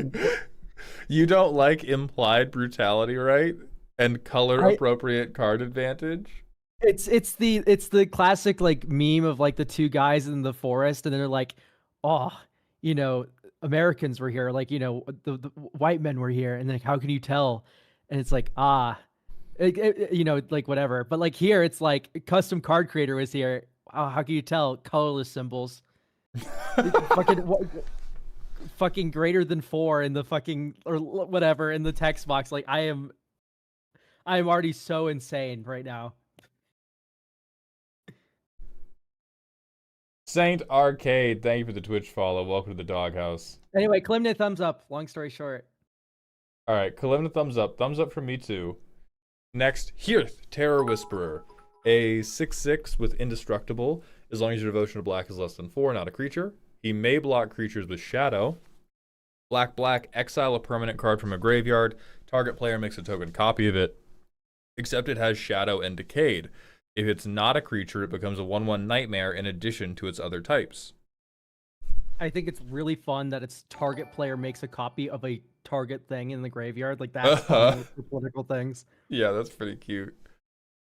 I feel like he should just have Shadow if we're doing Hearth may block creatures with Shadow. Yeah, I think I agree with that. Because we should, like, it is okay to deal combat damage to people. Like, that's an okay thing. And then Saint Arcade, thank you for the Prime sub, welcome to the dog home. And Little McDoom, thank you for the 100-bit cheer. I fuck with the idea of Super Friends Limited theme now, not gonna lie. You are wrong.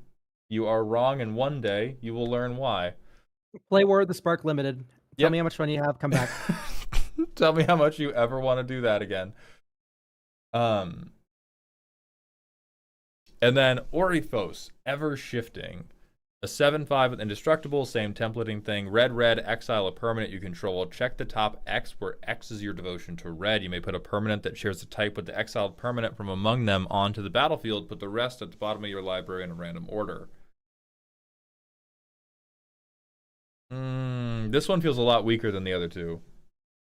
Yeah, the fact that the actual ability of it is tied to your devotion to red is very hard. Like these other two, like Kalimne doesn't care about your devotion to blue. Hyrith doesn't care about your devotion to blue. Ophiros here does nothing unless you have devotion to red. Yeah. So fully nothing.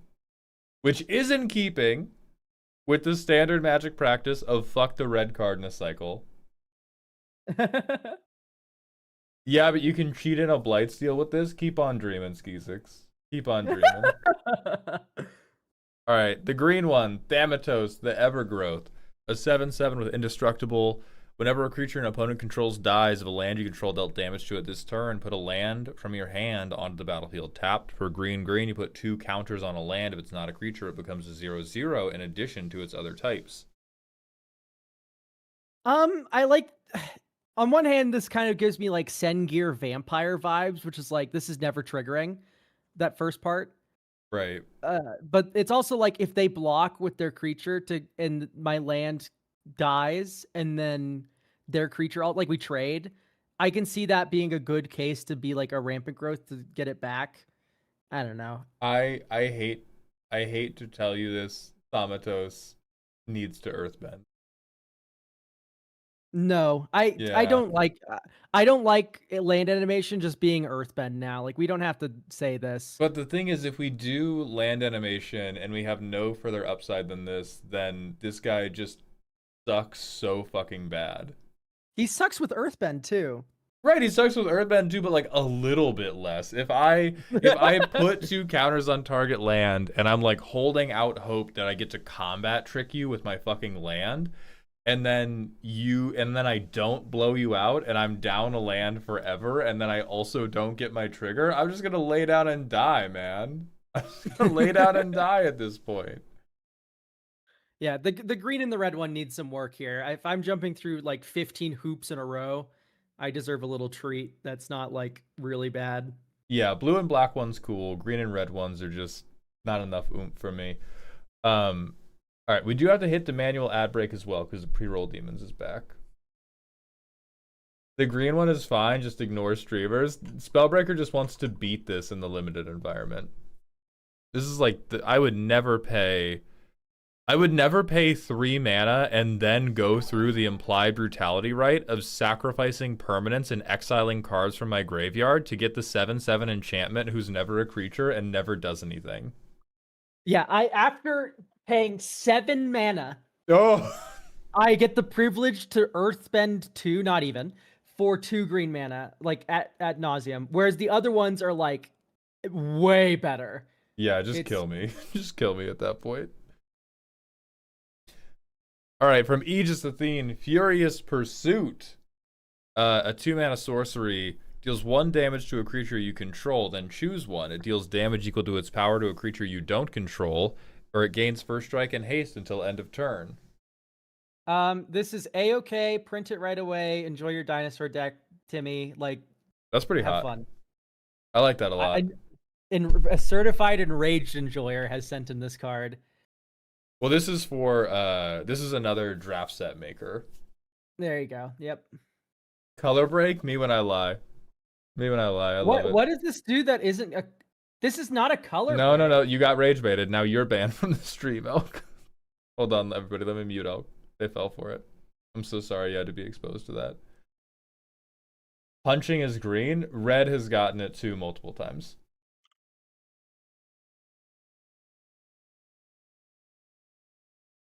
Giant ball, giant ball, giant ball, giant ball, giant ball. All right, next from Elikman, we have more stuff from Age of Sigmar. Sigmar's Thunder, a 3-mana white instant. Exile target creature if no other creature has greater power. Seems right. Yeah, I do like. Wait. Yeah, no, this is really bad though. Oh yeah, but it's a common. It's removal at common. Shouldn't it be bad? I mean, it's like it's instant speed exile removal. Hang on.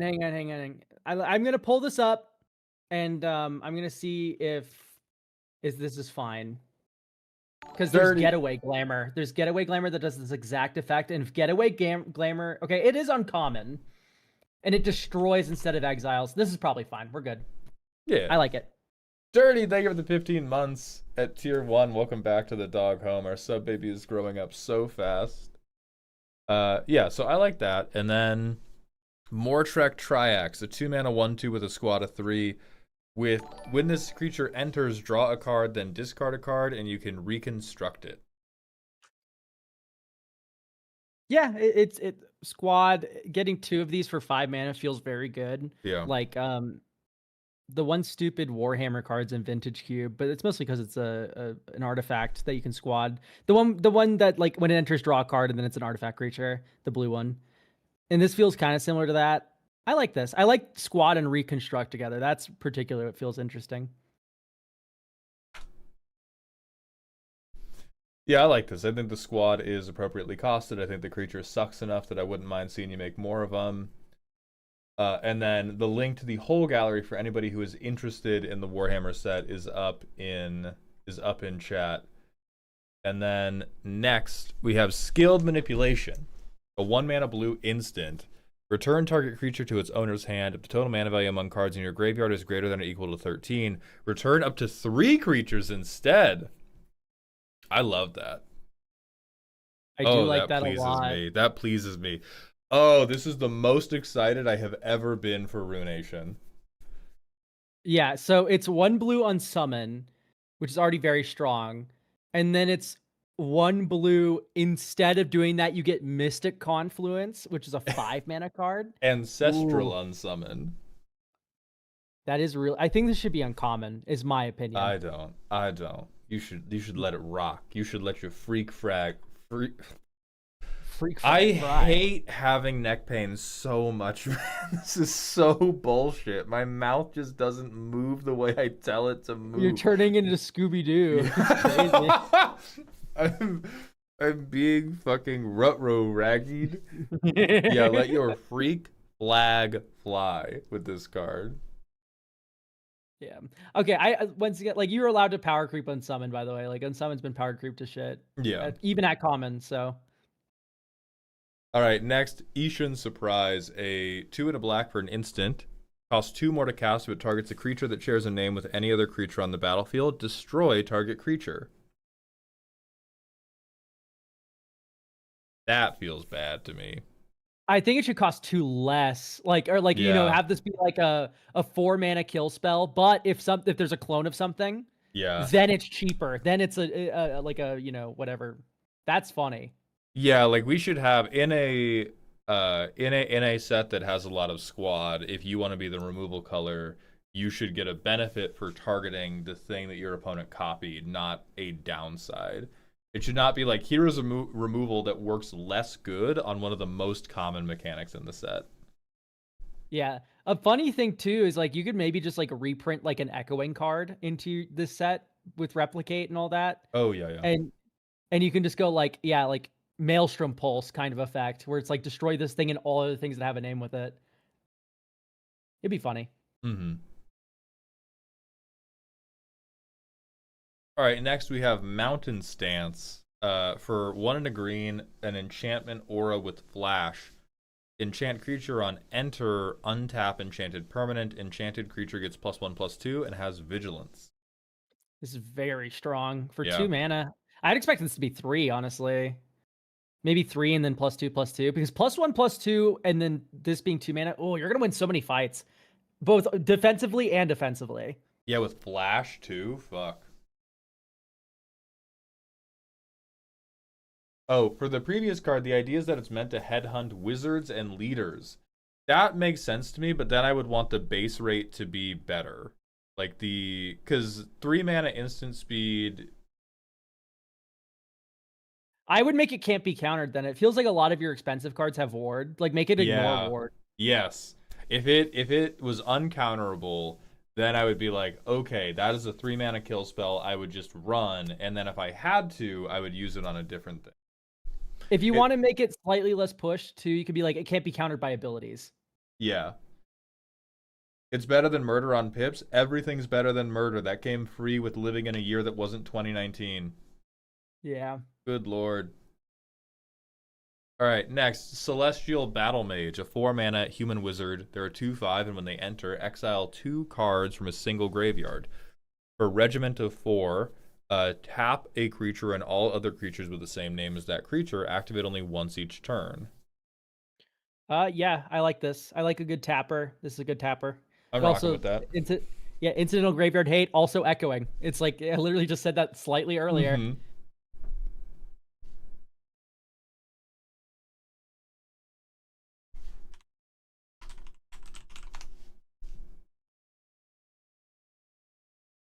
Vigilance is better than Reach by a fair bit. Okay. I'm like slightly more on it. This does feel very strong still. Like this is a very high pick for Aether Drift, I would think. Yeah, it still seems okay. I'm just very much on like the number of times I have been ruined by Reach, I can count on one hand. The number of times I have been ruined by a vigilant creature in draft is every time I have drafted. Adapt Everyone's asking, hey Maul, I don't know if this is intentional, but I'm getting ads on this YouTube stream way more than normal. It is not intentional. I have my YouTube stream set to do auto ads. What genuinely may be happening is because way more people are watching this one than normal, because we were talking about the Commander BNR at first. It may just be showing more ads because it's like, oh my god, this guy's finally getting some views. Let's get him some motherfucking money. Holy shit. I don't know. But it's not intentional, and I'm sorry you're getting bombed with ads.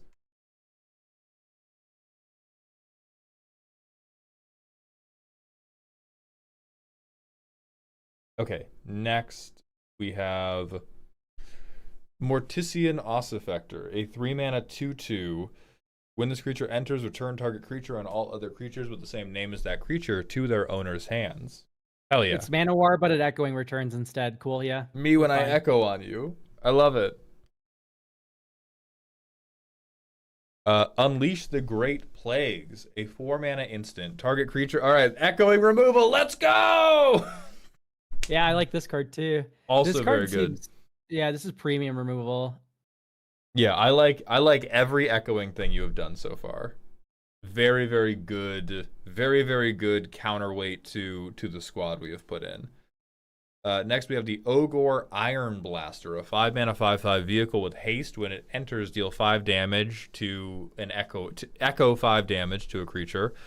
Engorge Exhaust for 4. This vehicle becomes an artifact creature. Put a +1/+1 counter on it.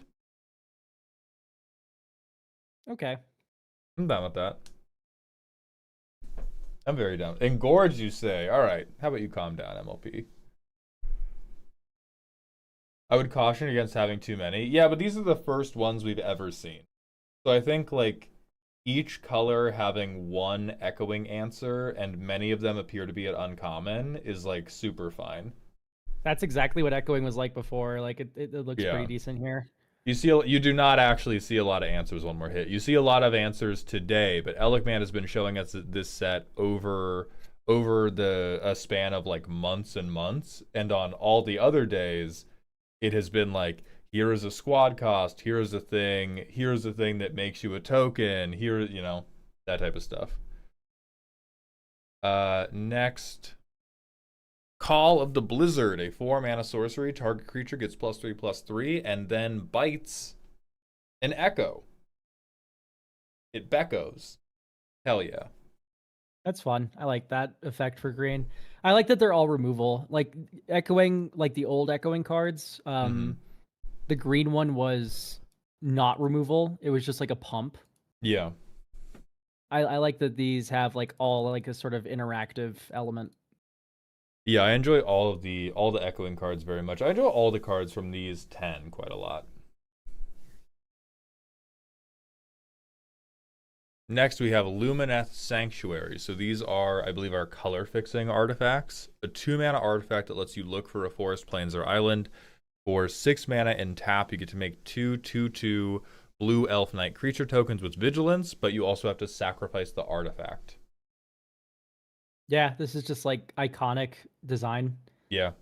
It gets you mana, and then late game you can use the mana to get some objects. Me when I get a basic land. Will the people in YouTube chat stop fucking arguing? I swear to God, I'm gonna time out you guys. It's been like, I think you might be different people than the original argument, but I swear to God. Okay, aggro creepers, you're going to the hell dimension. I love when YouTube chat argues. It's so fun. This guy has been arguing with other people for like a clear break. You're different people. Aggro creepers, I'm scrolling back through and I've seen them in every argument for the last like 2 fucking hours. So aggro, you gotta breathe, dog. You gotta take a breath. Is he still like yelling about Ionia and stuff? I think they were well, I think they started like talking about hybrid, then I don't remember what they were yelling about. I was trying not to, I was like, oh, this is clearly not actually related to what's going on in stream. It's just 2 people having an argument, and I try to let people have sidebars, but this is a like non-stop, only antagonistic sidebar. Yeah. Listen, you had like 2 to 3 months to be mad about the hybrid mana thing. It's old news now, you know? True. All right, next one. Ossiarch Necropolis, our Esper mana fixer. For 4 mana, we can sack it to make 2 1/1s with flying. That seems pretty fun. strong. Yeah, I love flying bodies. Hell yeah. For Skaven Warren, we get 3 1/1 rats with this token can't block. Pretty weak. Perfect. Fuck Grixis, I guess.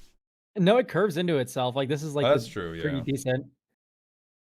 3 sack fodder. Sack fodder. It's the cheapest effect by far too. Yeah. We'll see. All right, for the Ogor Gluthold, for 4 mana, we get to make a 3/3 with no keywords. Seems fine. Yeah, sure.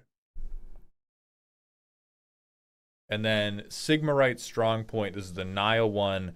For 5 mana, we get 3 1/1s who get Menace and Haste. Damn. Yeah. No, I think that's I like still all fine. of it. Yeah, I've never been blown out by like a mana fixing rock. There's not a single one of these where I'm like, oh, this is fucking rotten. Yeah, like, yeah. They all feel pretty fine.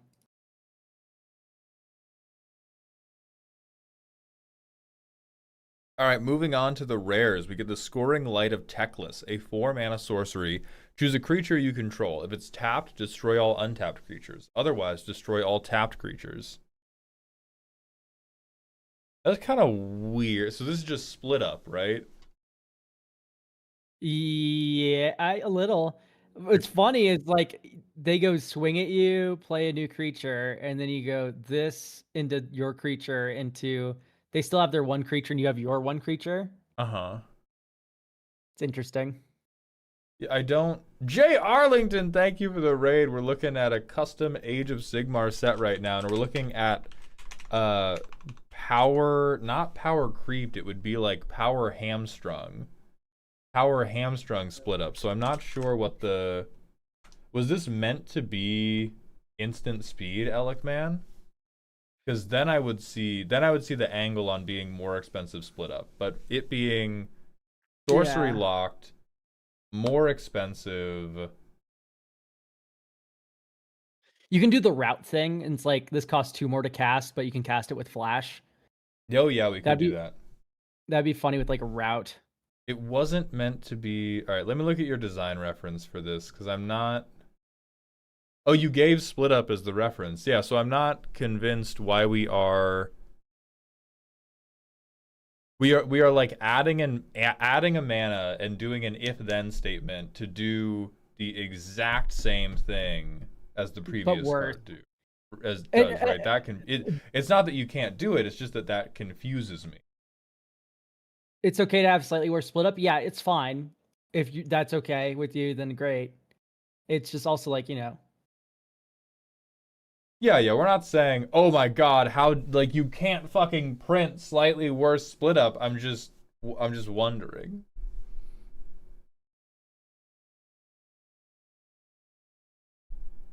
I like the idea of protecting one creature after setting up a one-sided wipe with Regiment or Convoke. If that's the rough idea, I would do like price this such that you can do choose a creature you control, it gains indestructible, rest of card. Like indestructible until end of turn, because then I could see you setting up like I am in Bant. I am going to Regiment or Convoke a bunch of shit, swing one Vigilant guy. Oh no, but then that doesn't work because we're trying to set it up such that the rest of my board, like the one guy I target, could actually get hit by the wipe. This is Spellbreaker. This is a rare. Yeah, it's far too strong for an uncommon Wrath and Limit. Da, da, da, da.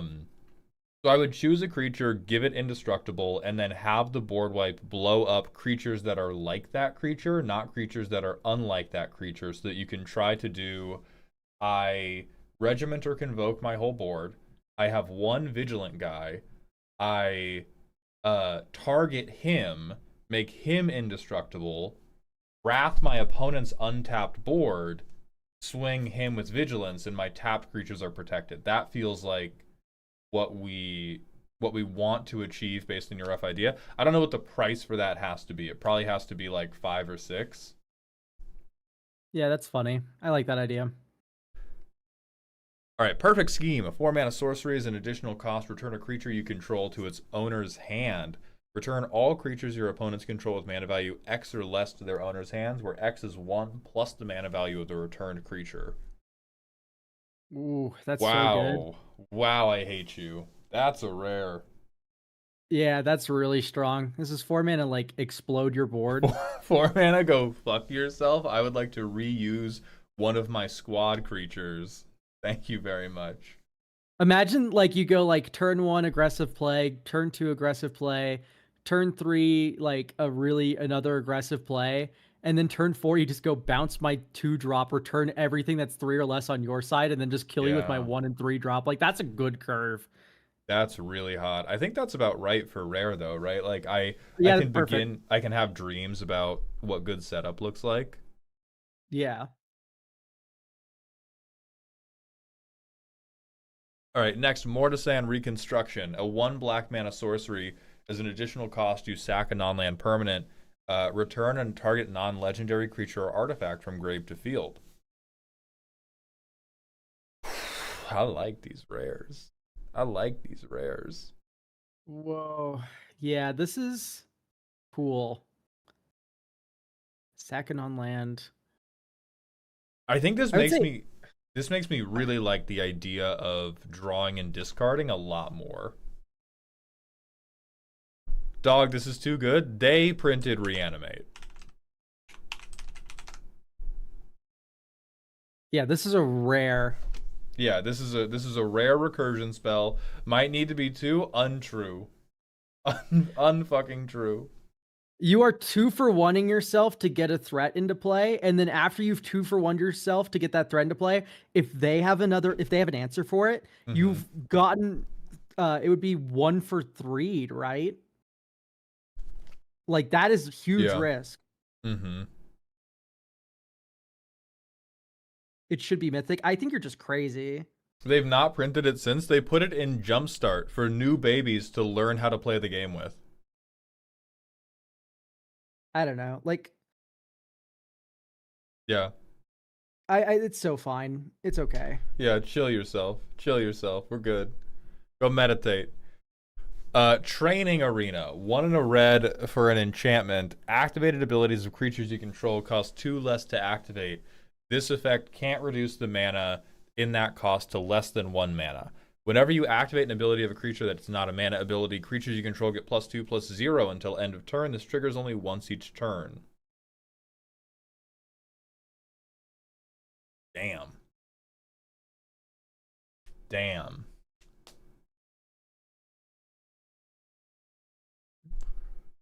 Yeah, I like this though. I like that it kills them. 2 less to activate. It's really strong though. Yeah. I think if you do 2 less to activate, you shouldn't also get +2 and cost 1 less than Training Grounds, right? Yeah, Like, Training Grounds is 1 mana. oh, Training Grounds is 1 mana? Yeah. For some reason I thought Training Ground was a 3 mana card. What's wrong with me? No, it's Soul Ring. What if I What if I fucking shouted? I would like it a lot more if it wasn't like board wide. If it was like when you activate the ability of a creature, that creature that you activated the ability for gets +2/+0 menace. Mm-hmm. Or something like that. I would like that more too. Yeah, because +2/+0 to the whole board in a set that seems like it's about a lot of tokens. It worries me. Yeah, I like it. I like the idea of the creature you're activating the ability for getting the bonus, not your entire board. All right, next, Scourging of Guran, a 3 mana enchantment. When you activate the ability of a creature you control that's not a mana ability, put a +1/+1 counter on each creature you control. Triggers only once each turn. I mean, it's a 3 mana enchantment that doesn't make us his body. This one I'm liking a little bit more being board wide. Yeah, because if it's not board wide, I probably keel over and die. The one weird thing is that there's a lot of activated abilities, if I remember correctly, that make tokens. And so what happens is you go do the ability that makes a token, and then this goes, aha, counter on your entire board, and then you make the token. Except Fred! Fuck that guy! Yeah, exactly. I fucking hate Fred! Like, that does feel slightly strange, but I think it's okay. I think you just add to this, you can wait until the token has come in before you put the counters on. Just as a last line of rules text. But I think that's good. Yeah, I agree with Elk. The board-wide version here is good. Alright, moving on, we've got Actual Milk. Point redeem card for the Twink and the Hunk. Arcane Siphon, a 4 mana, team your enchantment. Lands you control have add 2 mana of any color. This mana can't be spent to cast a creature spell. No. Directly to hell. Directly to hell. Yeah, Directly do to not hell. pass go. Fuck you. Get out of here. I'm having trouble identifying if this person knows what they're doing or if they're an idiot. Like, do you think we're idiots or you could be an idiot who knows what you're doing. You could be an idiot who's like, I'm saving my commander deck. Unfortunately, all of my diet is only glue. Yeah, no shot. Rotten hell. Yeah, no way. No way. Just in case you don't know why this is bad. Storm. Anyway, moving on. Storm, 1 word. Second word, storm count, 2. From Little Mix Doom, we have a Deltarune card. This is for the Bant counter group hug precon. Birdly, True Gamer. A 4 mana 2/2 with First Strike and Vigilance. When you cast a non-creature spell and whenever Birdly attacks, put a +1/+1 counter on Birdly. When Birdly leaves the battlefield, distribute its counters among creatures you control.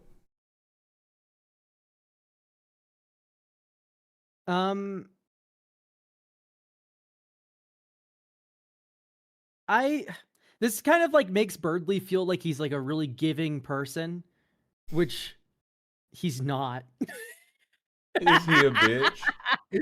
He's a narcissist character. He's a little narcissistic guy. Maybe you could be like, if he's a narcissist, you could be like, when he leaves the battlefield, remove counters from any number of permanents equal to the number of counters that were on Birdly. Uh, yeah, I take all your attention away. I'm dead now. I'm dead now. I take away your attention too. yeah, I've this doesn't feel like Birdly to me. That's my critique. The card itself mechanically is fine. I'm just saying like it doesn't feel like Birdly. Okay. I do not know the Delta rune, so I could accept that. Okay, next from Garga, yet another furry. This is a like color inverted zombie master Urza. 4 mana, mono black 1/4 on ETB, make a 2/2. For black and tap an untapped zombie you control and pay 1 life, draw a card. For 5 mana, put a creature card from a graveyard on the battlefield under your control, except it's a zombie, and you lose life equal to that card's mana value. I like that it's a Crypt Breaker. I like that it's a Scarab God, and it feels like a zombie necromancer Urza. That like Yeah. I don't see a single problem with this card right now. I think you've hit this one right on the head. It gives you, like, it gives the zombie typal enjoyers something to do. It gives the reanimator enjoyers something to do. There is probably some type of bad combo the bracket 4 enjoyers could try to do with it that wouldn't be quite as good, but you could, like, cope about. I think that's perfect. Really good job. Yeah.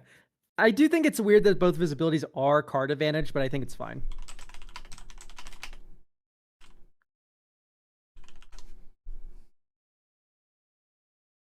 All right, next we have more draft stuff from Aegis Athene. More Orzhov self-discard. Convert's Gift, a 5 mana white instant, destroy target creature with mayhem of 1 and a white. White doesn't just get to blow up a creature without giving a little treat, I'm pretty sure. Am I stupid? It's usually conditional, yeah. I don't know if white ever gets to, because all the ones I'm thinking of, you either give them a little treat or there has to be a rider on, like, its mana value is this. It is tapped. It is power, whatever. The condition's 5 mana. This feels like a black card. I agree with that. If you showed me the card and said, pick what color this is in, I would have said black. Yeah, like, yeah, no. Mayhem is madness, but it's weird. Anyway, I don't like this design. What if the Mayhem cost was 1 and a black? That would be sick as fuck. Oh my god, yes. Yeah, like, cool. Journey to Nowhere. This is Exile though. White has gotten I get to just fucking exile your ass. Yeah, ultimately it's fine. I do think Mayhem 1 and a black is super fucking raw for this.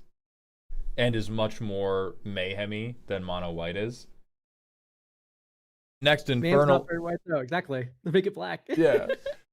Infernal Absolution, a 1 black mana sorcery. You may cast this spell as though it had flash by discarding a card in addition to paying its other costs. Choose one. Return target creature card from your graveyard to your hand, or return 2 vampire cards from your graveyard to your hand. This is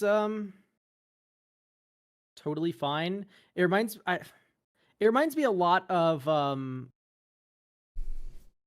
what's it called? Oh my gosh, it was in Modern Horizons. Share creature type. It was literally the exact card, but it wasn't locked to vampire, but you couldn't cast it with flash. Anyway, I like this card. I like it as a discard. That's fun.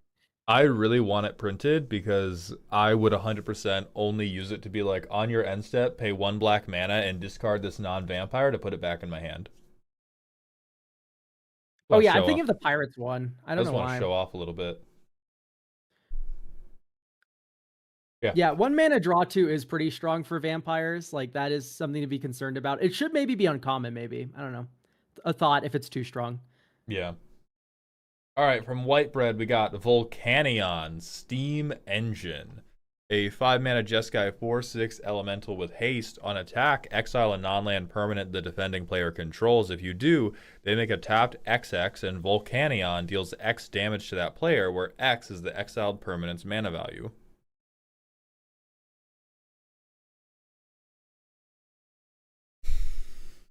Fuck, you're evil, but I like it. I see. Okay. It needs to say non-token. That's my stance. You can't attack with this thing. No, lock them in jail. Exile their thing. Yeah. And then attack with this thing again, then exile the token. Yeah, lock them in jail. Lock them in jail. That's where I do not like this. I play an extra combat and I remove you from the commander game. Perfect card. Yeah, I would say I agree with non-land, non-token. Yeah. And then from Blue-Ran, we have Igong, Soul of Knowledge, a 4-mana Abzan 4/3 cat scientist soul with first strike and death touch.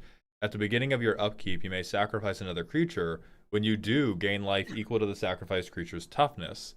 Whenever you gain life for the first time each turn, you may draw a card and reveal it. If you do, remove up to X counters from among any number of targets and lose X life, where X is the mana value of the revealed card. So you always lose the life.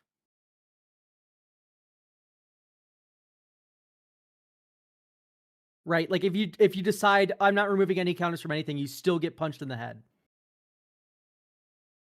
Yeah, if you want the card. Yeah, you always get punched in the head if you take the card. Okay. So this feels it's Dark Confidant mixed with Ailey. And then mixed with that don't doesn't- fucking hit me because I have first strike and death touch. Yeah. With a dash of don't fucking touch me. Holy shit, I'm so scared. It feels unfocused.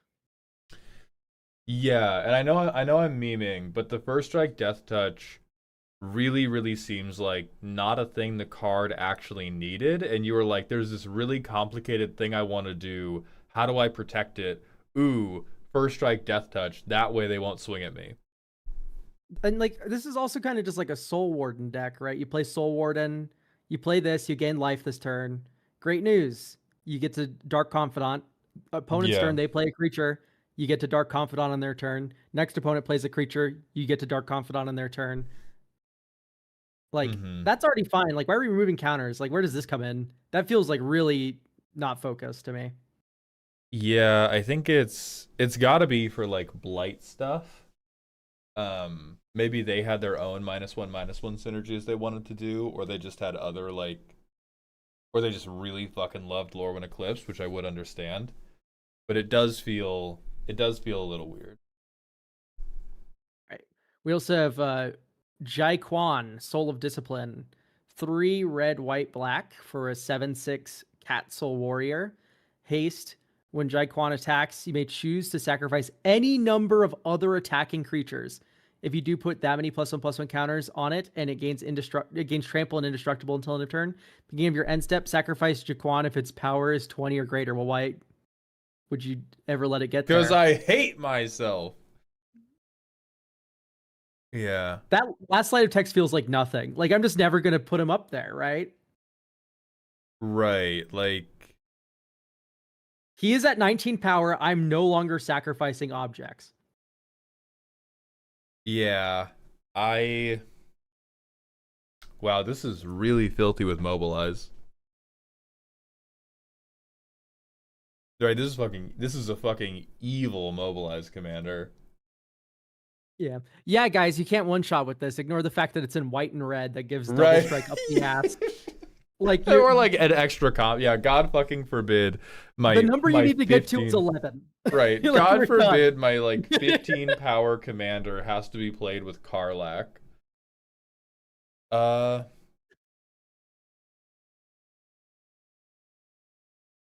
It feels like Zergo Helm Smasher, but if it was bad. I feel like I think Zergo this Helm is- Smasher does 90% of what this card does. Oh, I would agree with that. I think this is cooler than Zergo Helm Smasher.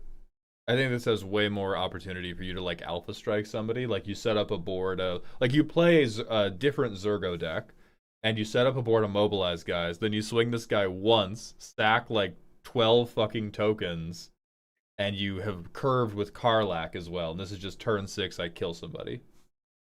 Like that's funny, yeah. Okay, I see the vision. Yeah, I can rock with it. All right, from Mehu Care. You ever submit custom cards with your life on the line? Are you in a hostage situation right now? Because I see way too many fucking words on the equipment that's coming next. Final Forging, a 3-mana Boros Saga. Make a colorless equipment artifact token named Sword. With equipped creature gets +1/+0 and equip 1. 2, 3, and 4. Equipment spells cost 2 less. 5. Exile this saga. Oh, you're flipping it into the equipment. Yeah, say goodbye, bro. Zenith Infinity +1 sword. Whenever this card transforms, you may destroy any number of other equipment you control. If an artifact is put into a graveyard this way, put that many charge counters on this card. Equipped creature gets +2/+2 for each charge counter and has double strike, trample, and reach. So the Moonlit Vigil for Mehu Care will be this Saturday at 11 p.m. I hope to see you all there. It is a beautiful life, a really, really, really gruesome death. Man, did he just not even kind of get away. The family's going to be there. Elk won't be there. They'll be playing Deadlock. But Z and I will be there to say some words.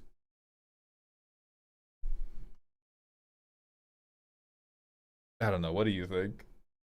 I think this is way too long for a payoff that gets fucking disenchanted, dude. This is the most telegraphed like fucking Kamehameha ever. Like by the time you've charged it up, I'm in a different country. You're dead. I saw any number of things have happened. It's the Indiana Jones bit with the guy with the sword where he just shoots him in the head. God, yeah! It fucking is. It's just like, oh man, what a cool card. Can I see the back? And then they look at it and they're like, we gotta hit this guy. 5 turns of waiting? No. Yeah, no shot. All right, Kaiju Knight. Little McSdoom, thank you for the 100-bit cheer. What words will you be saying? Don't worry about it.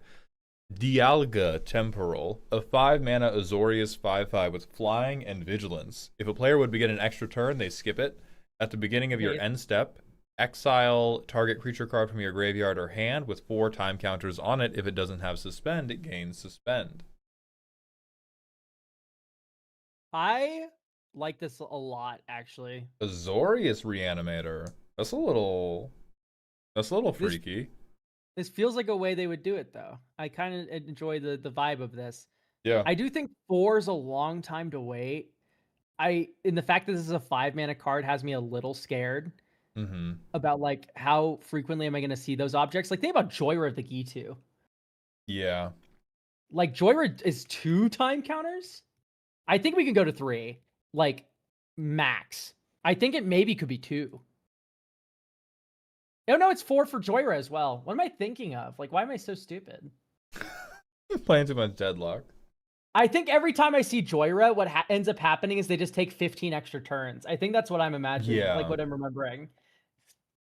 Yeah, I think we could... 4 is the standard. I think for this being 5 mana, I could see 3.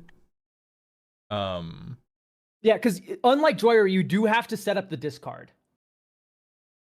Well, you could do it from hand. Like, you don't have to. Like, setting up the discard works, but you don't Or have hand! to. Or hand! Yeah. Or hand. This got so much better now that I know that we don't have to start, like, discarding shit.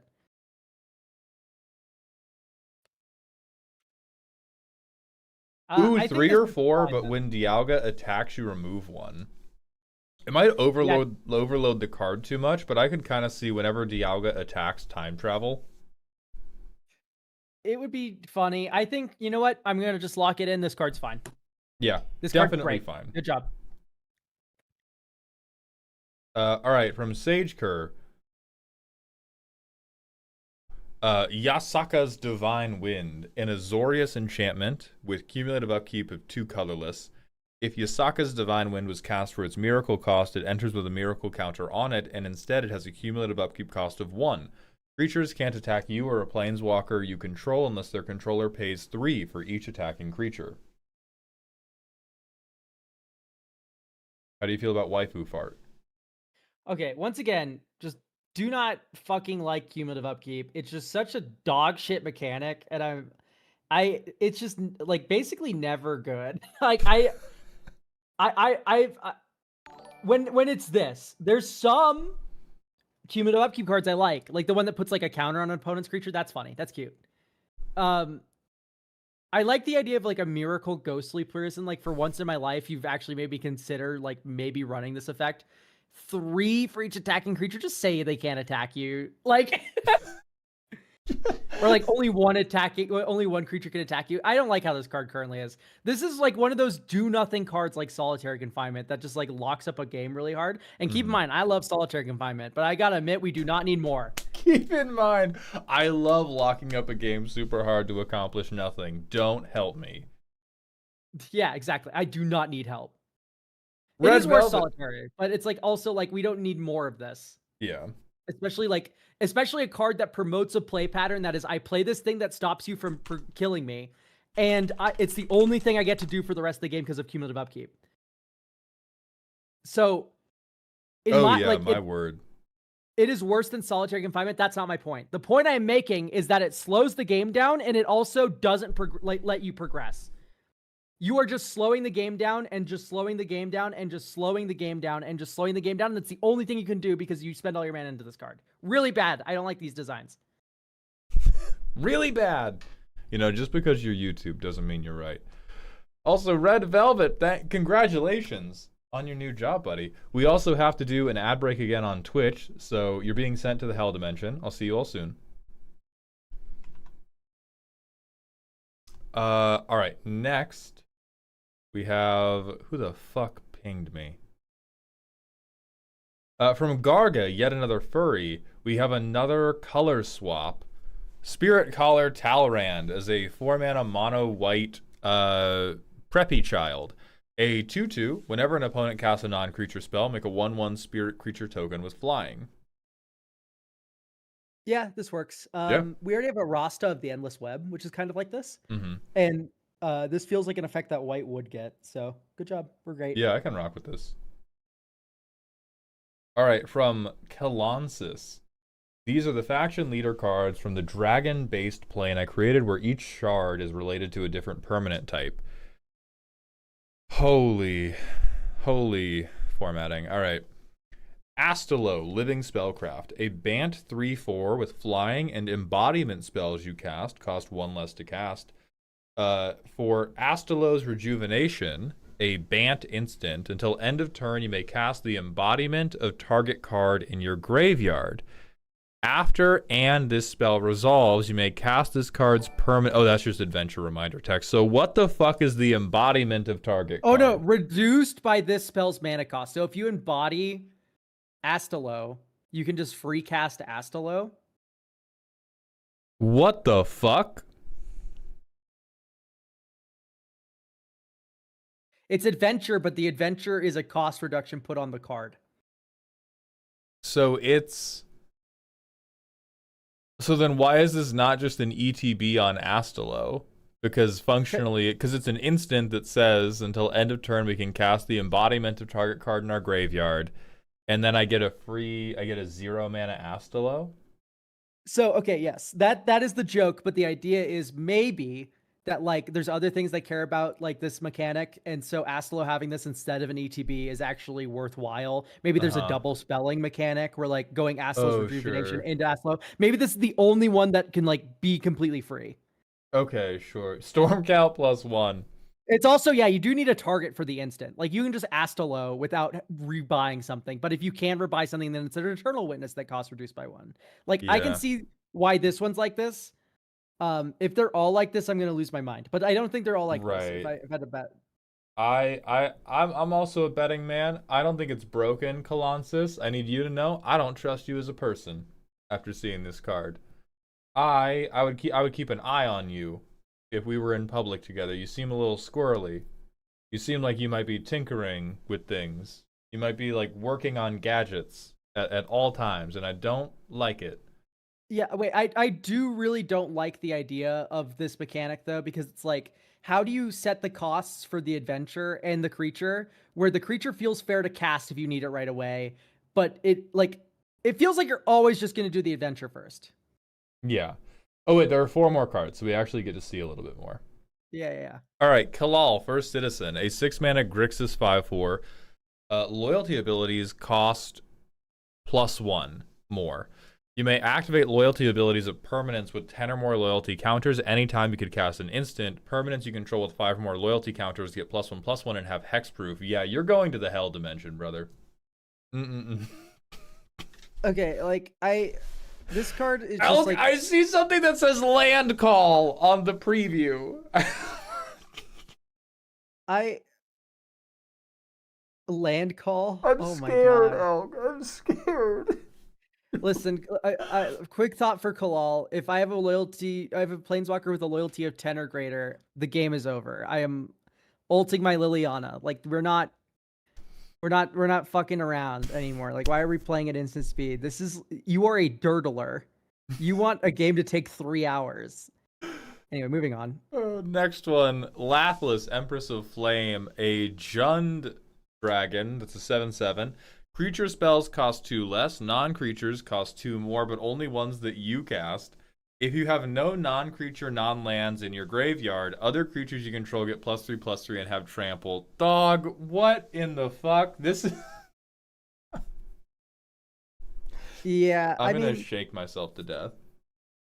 This is the best one so far, where I'm like, I can visualize what this deck looks like. However, it is just Primal Surge the deck. Well, what I don't like about this one is the banner's good, but it is a 7-mana setup piece and a 7-mana overrun at the same time, and it's just like halfway in on both. Like it's not good ramp. Yeah. Like by the time you have 7 mana, who gives a fuck about my 2 colorless reduction unless I'm like precog playing from the top. And then it's just all the time. Like it's just say other creatures you control get +3/+3 and trample. Yeah, I'm not loving that one. What the fuck does land call do? Skagrath, Ancient Locust, a land creature that is also a 15/15. As this land enters, pay 15 fucking mana. If you don't, put it in the graveyard. Reach Trample. You can pay an additional land on each of your turns. If you tap a land for mana, it produces 3 times as much of that mana instead. I already have 15 mana. I already have 15 mana. Oh my God. This is so... Something's wrong in there, buddy. Something is deeply, deeply wrong. Wait, put into your graveyard instead? This is a Shifting Woodland card. It gets put into your graveyard instead. Yeah, you put it in the graveyard.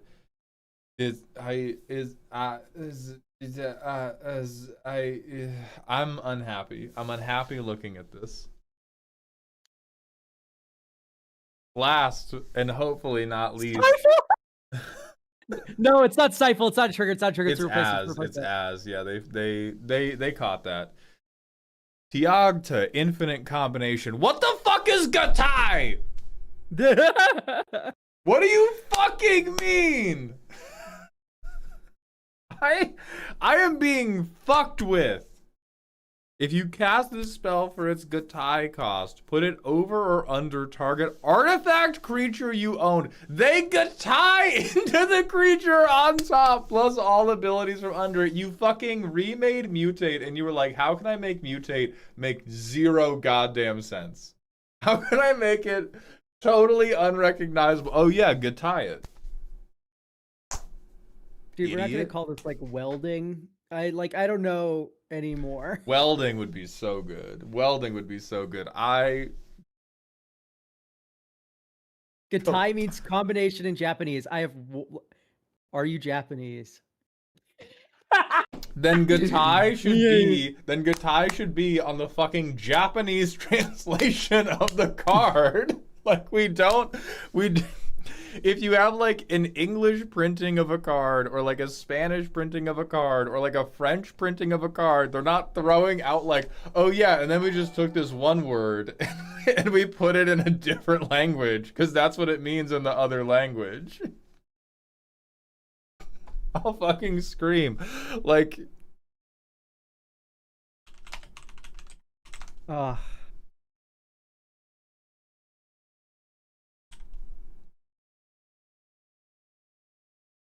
like we don't put Vard Mishad onto every fucking ETB ability because that's what enters is in Persian.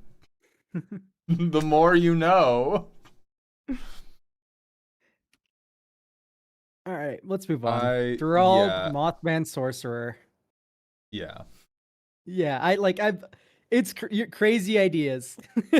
Definitely you are shooting for the stars, buddy. I am personally not a fan of anything happening with these.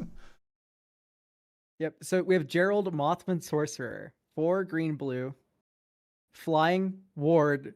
Put a bald counter on a creature you control. Fuck you. Fuck you. When Gerald enters or attacks, put a bald counter on up to 3 target creatures you don't control. Exhaust, 1 green blue. Create domain expansion, ever-flowing hair, a legendary enchantment that has creatures with bald counters get -8/-0 and can't block creatures you control. This is awesome. I hate that this card's fucking sick. I'm so mad. I'm so mad because this is such a good fucking card too. Like ramp into Simic and it's like inverse overrun. Fuck, it's cool. Yeah, I'm kind of a fan. I hate you.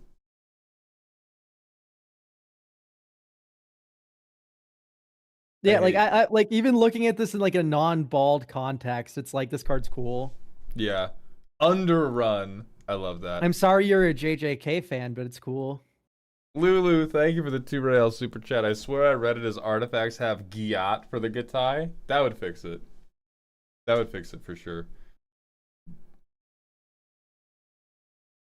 I am in a deep amount of pain.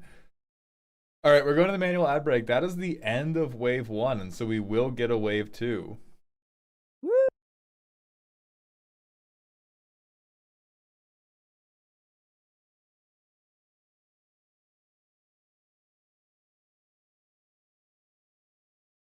Gosh.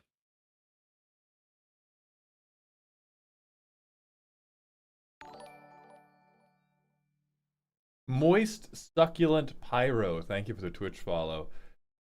All right, we're going to go back to the ad dimension while I set more redeems live. Ugh.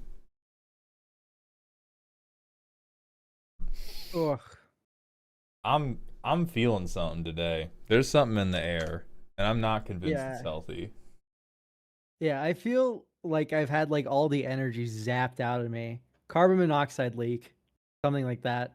Well, it's because you had all your energy stolen by them not unbanning Iona. I presume that you stay up like most of the night before one of these ban announcements to see if they're gonna do it. I didn't do that, but I think I am a little let down. I think that's definitely a factor in the mood today. Mm-hmm.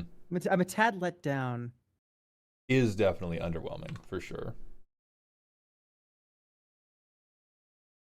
I'm definitely gonna have to like do a fake Ristic study thumbnail to get people to click on the video I make of this. Yeah. Weakest Singed Main, thank you for the tier 1 sub. Welcome back to the dog home. And Zenorum, thank you for the 12 months at tier 1. Welcome back to the dog home as well. And then Spike MTG, thank you for the tier 1 sub. Welcome to the dog home.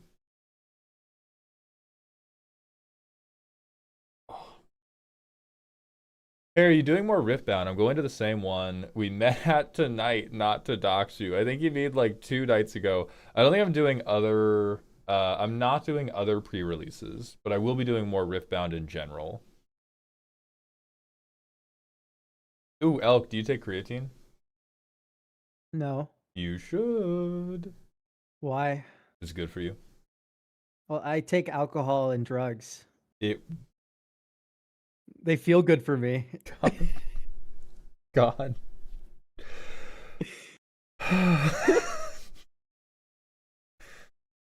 Okay.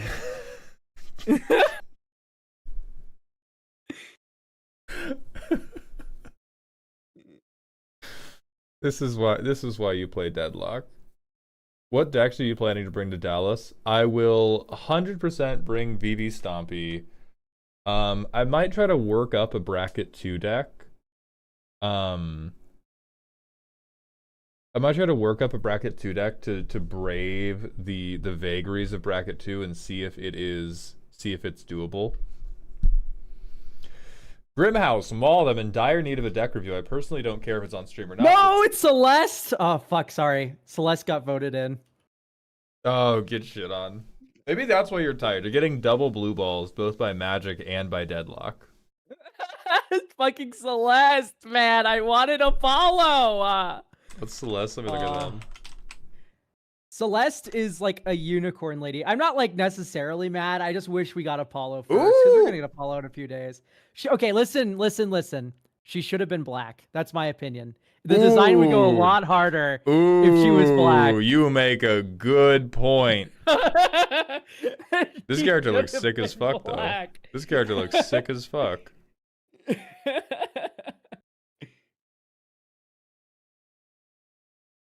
Oh, I see a Twitter post that is Celeste with melanin. Yes, good. Oh my god, yeah, that's what prompted it. Is like I saw that post, and I was like, this just looks way better. It just looks way better. Grimhouse, for the reviews, they go on sale every Sunday at noon PST. Yeah. I like her animations. Her animations got spoiled early. She's like a circus ringleader or something, I think is like her story, so it's kind of fun. Apollo's really interesting because he's like a fencer. You want the tiefling? I should have known. Yeah. That's my Well, he's fault. an Ixian, first things first. I'm so sorry. I'm so sorry. I didn't consider your exact demonic heritage. That's my fault. That's my what is the memento your dread father left you before he returned to lord over the valleys of hell or whatever? All right, we don't call him a twig. He's a high schooler, chat. Hang on. It's okay. If you said that out of the gate, I don't blame you. Got you guys. I don't blame you. I don't blame you, but also this is he is a high schooler with Darcy Graves. Like this is they are both high schoolers. They're in the same class together. I love the like attractive tier lists in that Deadlock people are making, like Deadlock characters based on how much I'd fuck them, and then like the bottom tier is like these are children, and it's Graves, Apollo, and Rem. The 3 new characters. Graves, Apollo, and yeah, Graves and Apollo there's so are both many high characters schoolers. I don't know. Very weak in combat. Perfect. Rem is like a Yumi kind of character. Rem is a little fucking cat. That's awesome. They look like who's that one Pokemon? There's this Sableye. That little useless motherfucker. They look like a Sableye.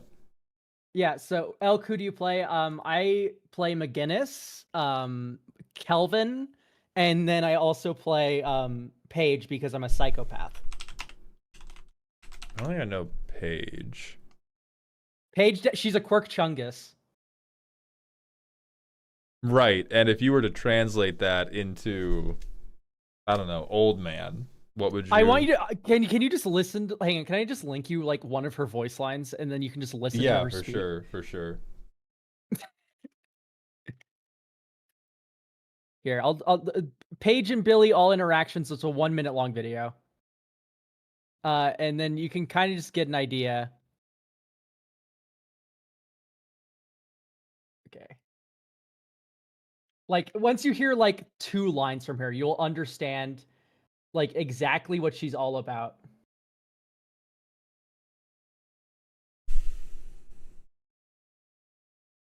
Hold on, I have to mute this tab because it's gonna demonetize the stream.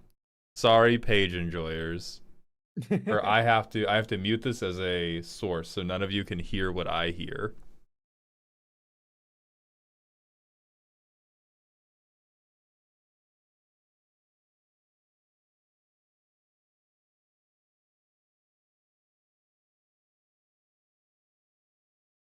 Okay, I get it. Every Of course time you you play click this. on her, Of every course time you play click on a this. character in Deadlock, they have like a little line where they're like, "Oh, time to get to going and killing."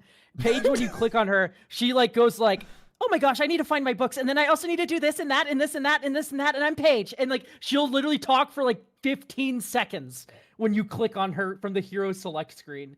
It's insane every single time. Yeah, it's Velma. It's Velma. Holy shit.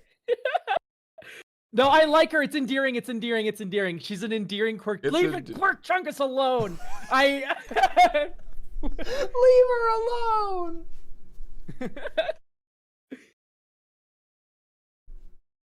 All right, let me set more point redeems live as well. I have not seen Doorman. I haven't played Deadlock for like a couple months because I'm really bad at shooters. She And is, by the way, literally Satan, Paige. Imagine the enemy team just like permanently having like a 40 health barrier on them. That just like makes you like completely impossible to kill any of them. Like they just have a permanent health advantage. That's so great. Why would I not enjoy that? Anyway, Little McSdoom has sent in IP Masquerina. I'll let you read these because I've looked at these. So I'm actually going to use this opportunity to abscond to the bathroom. All right. We have IP Masquerina, 1 blue-black. Whenever IP Masquerina enters or attack, exile target non-creature permanent card. Oh no, just card from a graveyard with a data counter on it. Whenever you cast a spell from exile, target opponent loses 2 life. Partner WP Fancy Ball. Fancy Ball. Okay, so she does nothing but exile things with data counters and then drain when you data counter. Where's the other one? Am I stupid?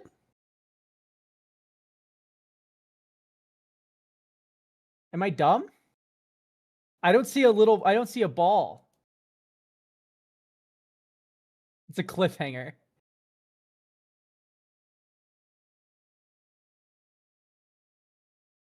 Yeah, I don't see any little ball. I have no context for how good this is. Is the other one like a 0 mana partner that just says you can cast spells for free from your hand, like it's omniscience? I think I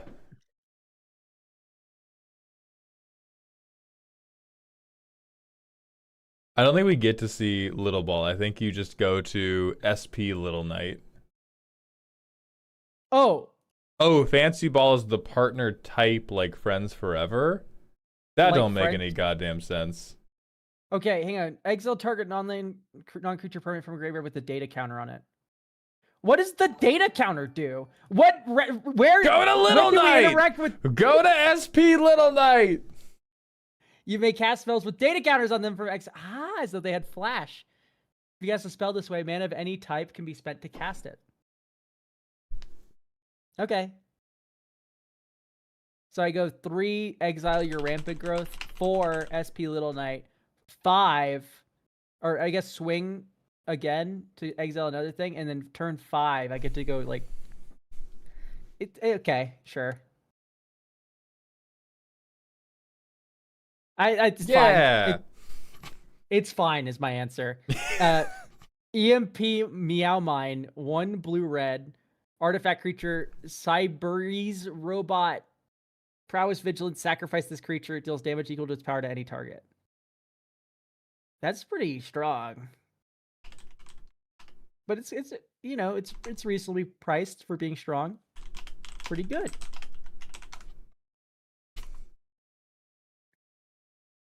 Yeah, I'm good with all that. Oh, Sans is so fucking stupid. Sans is just here, I guess. Okay, that's a jump scare. Sans stalling for time. 1 white blue. Skeleton legendary creature 1/1. No more than 1 creature can attack you each combat. Sans gain protection from everything until end of turn. Sans faces out, activate only once each turn. This sucks. This is just not fun. No, it's perfect. It's perfect. Come on, it's perfect. I designed a commander that makes the game take 15 times longer, and I don't even win. Woo! We've done it. The science has finally gotten there. And then Pixinit, So the custom cards, we sell point redeems on Twitch and we have Ko-Fi redeems on Ko-Fi. I think the Ko-Fi ones are probably all bought up. If we get to a third wave, you can buy them off Ko-Fi. If we don't get to a third wave, there's a mega expensive option to ignore the queue on Ko-Fi, which is in the shop. It has a picture of like Norm Macdonald on it, and it is $15 a card, but then you don't have to wait. But if you're willing to wait, you can buy them with channel points whenever we set them live. The point is that Sans is wasting your time, Elk. I'm going to take this one. If the flavor of your card is this character sucks and is a bitch in the media I am taking them from, making a flavorful adaptation is not worth your time. Don't do it. It's a flavor win does not justify a terrible fucking game piece. Anyway. All right, unwavering aim. 1 black red. Unwavering aim deals 5 damage to target creature. As long as you've descended this turn, this has flashback 5. I like this design. This is good. Great job. Hell yeah. You're basically getting like a bad dismember that you have to pay full cost for, and then it comes back, which is cool. Mm-hmm. No, Joe, we haven't done the Hall of Fame today because I'm a fool. Lonely Cheese, 3-mana artifact. When it enters or is sacrificed, make 2 1/1 white mice. For 2 and tap, you gain 3 life. I'm presuming you have to sacrifice it, and we just left that off. It has Unearth for 3. Way too fucking good. Yeah. I mean, I was gonna say, like, for Commander, probably fine, but even, like, 3 mana, next turn I sack it. I unearth it, it comes in again, I sack it again. So this is on... Oh no, it's not on curve because it's 5 to unearth, but 3 to play. But I get 8 out of this thing? Out of 1 card, you get 8 tokens. Did I get 8 fucking mice out of this 1 card? Fuck you. And the mana's installment planned, and you gain life, and also, like, if you're in Selesnya, man, you have so many Cryptolith rights now. Just, like, imagine tapping these for mana to help make them more guys. Like, really good. Yeah, like, you gotta get rid of the Unearth, or get rid of the Sacrifice Clause, or cut it down to 1 mouse. Then I like getting rid of the Unearth. Yeah, then we can talk about it. Alright, from Agumon. We've gotten the Middle Little Brother, a Rakdos human middle.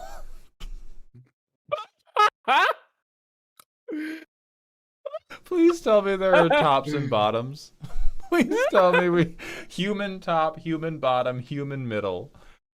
Alright, Book of Vengeance. When an opponent commits a crime against you, put a vengeance counter on that opponent. Middle creatures you control gain +2/+0 when attacking an opponent with a vengeance counter. Holy shit, that's so funny. Is this from fine. something? It's fine, but it's gonna kill a player who was alive in like 1994 when you show them this card. It says all you need to know flavor-wise is an organized game that uses familial titles for ranks. Okay, so I think a 2-mana Crime Punisher seems fine. And he's a 2-mana 1/1? Yeah, for sure fine. Alright, Sinclair, Little Brother of the Middle, a 3-mana human middle. So 1/3. When an opponent commits a crime against you, put a vengeance counter on them. When a creature you control is dealt damage by a source your opponent controls, put a vengeance counter on them, on the opponent. Whenever a creature you control attacks, you may remove a vengeance counter from depending opponent, and if you do, that creature gains menace until end of turn.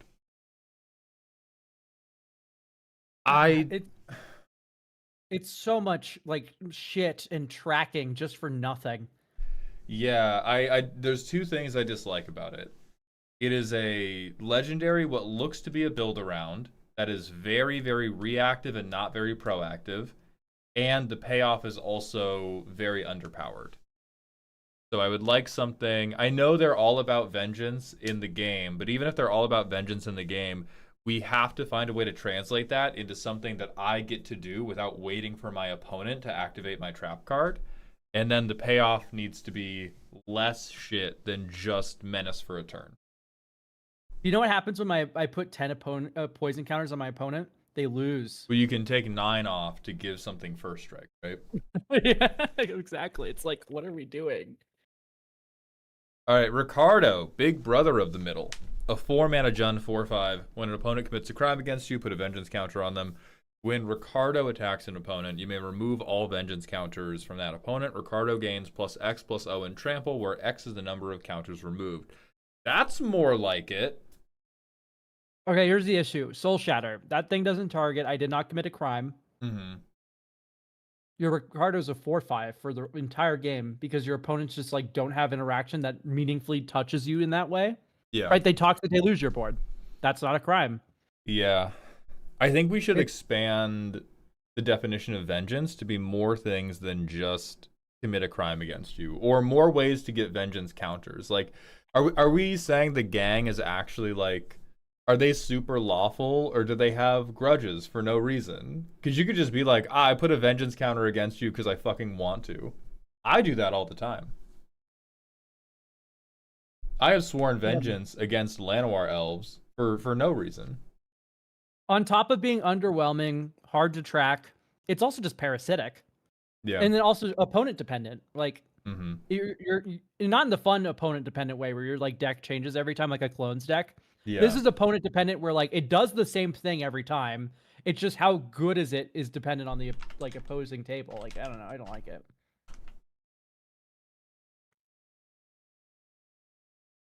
Yeah, I could see creature you control dies, put a vengeance counter on somebody. Other stuff like that where I have a little bit more, like I sack my own guy and I'm like, Billy, how dare you?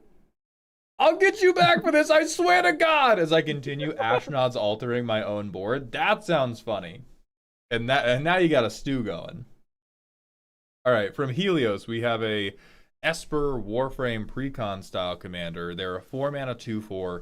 Whenever Parvos Corpus Founder or another non-token creature you control enters, they connive. Whenever one or more creatures enter your graveyard from anywhere other than the battlefield, make a tap treasure token. Ooh, okay. That is tasty for mill myself one card at a time, or like loot one card at a time. Tortured Existence is really good with this. Mmm. One black mana make a tap treasure token. Pretty fucking good. Yeah.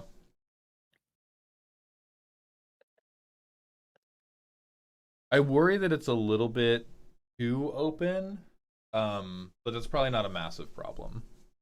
This feels like Prosper. Ooh, it does, yeah. But I like Prosper.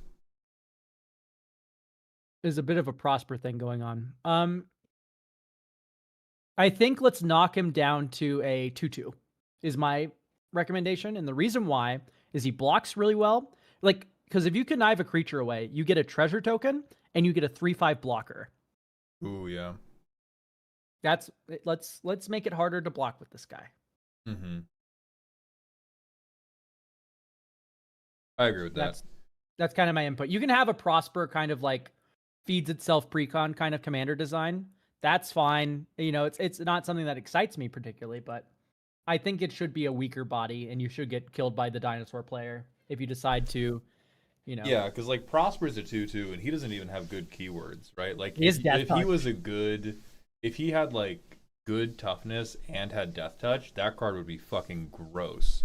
But Wizards didn't do that, right? They made it a 2/2, no keywords, and that way you could fuel yourself, but people had a counterplay yeah. of being able to.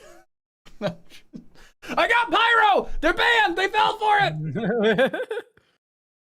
Yeah, no, it's Who else fell for it? Wonderbar fell for it, died. I started to fall for it, and then I picked up on it. Macy Hearts fell for it, die. We're getting a lot of people today. We're cleaning out chat today.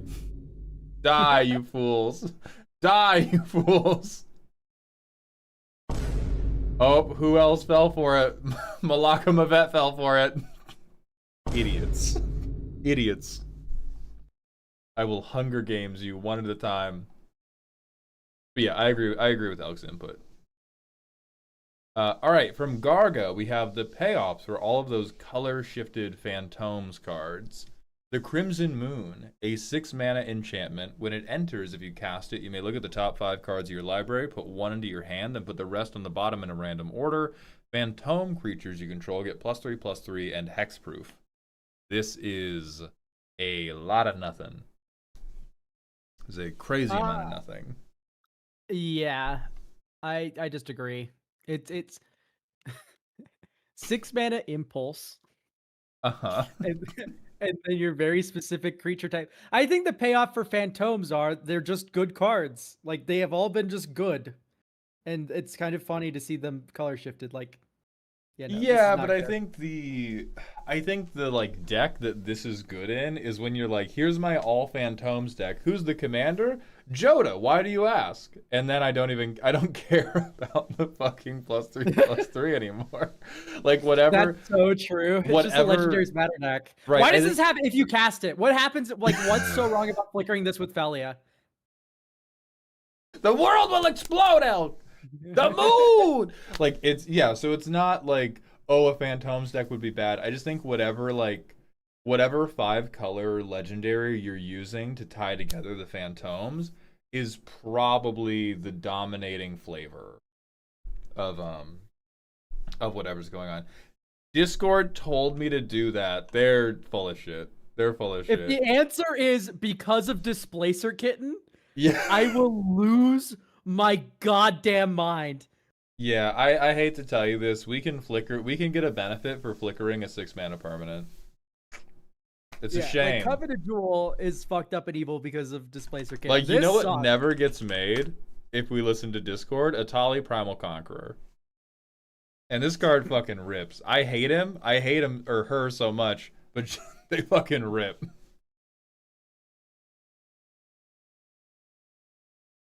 All right, next we have May Hamsters.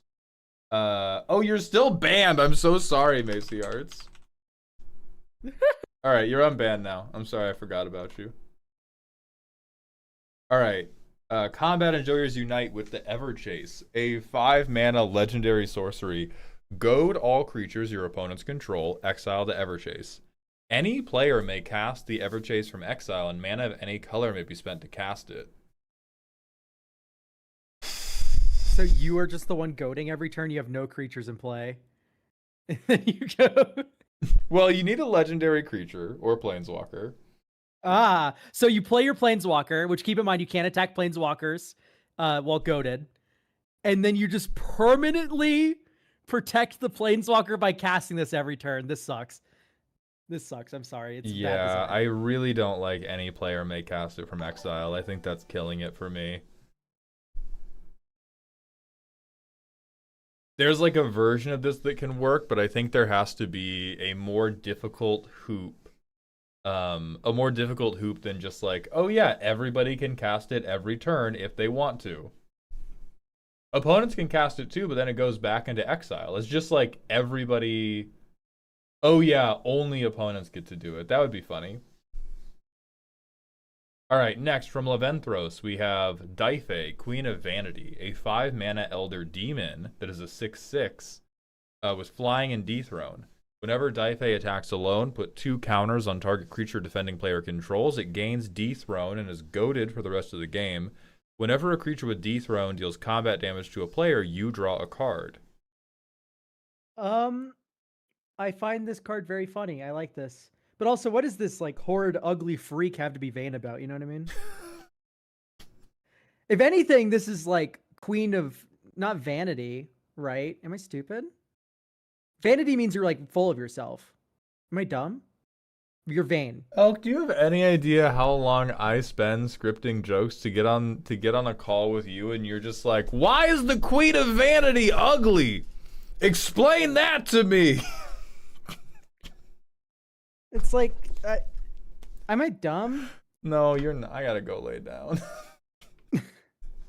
They said placeholder art, so presumably they wanted to capture Elder Demon, and they will figure the rest out later. It should be the Queen of Envy. Ooh, yeah, Queen of Envy would be great. That's what it should be, right? That's what. Yeah. All right. Next, we're gonna go back to Sage Kerr. This is a uncommon draft signpost ally color pairs. Forgotten Gohi, a 2-mana Izzet color fixer. For 2 mana and sacrificing it, at the beginning of your next upkeep, you get devoid blue and red. Okay, so we're doing mana fixing and then also for like cumulative upkeep stuff. All right. That's weird. It's That is weird and very different. weird. Therefore, Elk the animatronic deer doesn't like it, but me, the balding white man, is cool with it. It's weird. It's just weird. I don't like it when a card doesn't feel like it could be real. This doesn't feel like it could be real. I agree with And that. it's just a vibe thing. It's just a vibe thing. We're It's not definitely in like, the uncanny valley. yes. Okay, next we have Cat Shikigami, a Gruul 2/1 with Trample and Firebending 1. When you cast an instant during combat, put a +1/+1 counter on Cat Shikigami. Yeah, this is like realistic. Sure. Yeah. All right, Fire Sign Immolation, a Rakdos enchantment. Whenever an opponent discard... Incorrect. Incorrect. This is bad. I read ahead like one sentence. Oh, wait, It's at the like- beginning of your upkeep, each player discards a card. Hold on. There's a slideshow for you. Let me find it. Where was it? The rules... Even the first line of text is just fucked up and evil. I cast Wheel of Fortune. Hold on. There's not... This is better than Waste Not. It's better than Waste Not. You do not want to be in that situation. There it You're is. better Hall than of Waste Super Not. Mega Shame for Bastards. I found it. Sage, get in there. Oh my god, that's so bad. All right. Evil fucked up card. Kana, History Teacher, a 4-mana Azorius Planeswalker. Red Planeswalkers take 1 less combat damage. I hate you. I can't stand this. 3 base loyalty. For +1, change the text of target spell or permanent by replacing all instances of one color word with another. Okay. -1, return target red card with mana value less than the number of loyalty counters on Kana, History Teacher from your graveyard to hand. So is the joke you just immediately play it and +1 to change red to blue or to white? Dude, this is... Okay, hang on. Deep breath. First things first, it's meta as fuck. I hate it. I hate meta. Secondly, so it's an unset card. But secondly, you play this, you go +1, you change red to white or blue, and then all of your 1/1s can't damage my Planeswalker. It's the Tameo problem. Have you played against Tameo, the flip Tameo? Yeah, it fucking sucks. It's really annoying. -1/-0. Mm-hmm. Anyway. I am personally not a fan. Spawn of Loki, a 5-mana 0/3 with Trample. Whenever the color word on this permanent changes, target creature must block this turn. I will strangle you non-lethally. When Spawn of Loki attacks, it gains a +1/+1 counter for each red creature target opponents control. This is like really bad for drafting. I think we are setting ourselves up for a very, very unset that gets bad reviews time. It feels like none of the cards work by themselves, and all of the other cards that work with them are going to be rare or mythic. That's what's terrifying me about this. Like, it's too... This is parasitic derogatory. There is a level of parasitic that is, like, good and encourages you to just use more cards from the set or use more cards that have the same mechanic. This is, like, parasitic to the degree of, like, oh, my card completely fails to function unless I have this, specific rare or mythic rare or something. And so that I am similarly very, very worried, and the payoffs are just too normal. Like, it's still just all for a big guy. All right, Trauma Craving. A Dimir enchantment. Whenever an opponent discards a card, they mill. Whenever you discard a card, opponents mill. Trauma Craving has, whenever an opponent discards a card, draw a card, as long as each opponent has 10 or more cards in their graveyard. There has to be a combo here, right? Oh, for sure. I mean, off Dome, there is a thing that says when you draw a card, opponents... Oh, wait, so you have to make them discard because I drew. I'm not sure if we have that. I'm thinking a lot more like if you have a discard outlet Right. and this, you go discard a card, each opponent mills. Mm-hmm. You need like a Zelix or something. Yeah, no, we're getting to too many pieces. So I don't know if there's like a true combo with this. I mean, anything that is a mill increaser like Water Crystal or Bruvac, you just go this discard outlet, mill increaser, I wheel my deck and mill you out. I see. So like your first wheel doesn't do anything, but your second, third, fourth, fifth wheel all draw like an extra 20 cards. Yeah. Okay.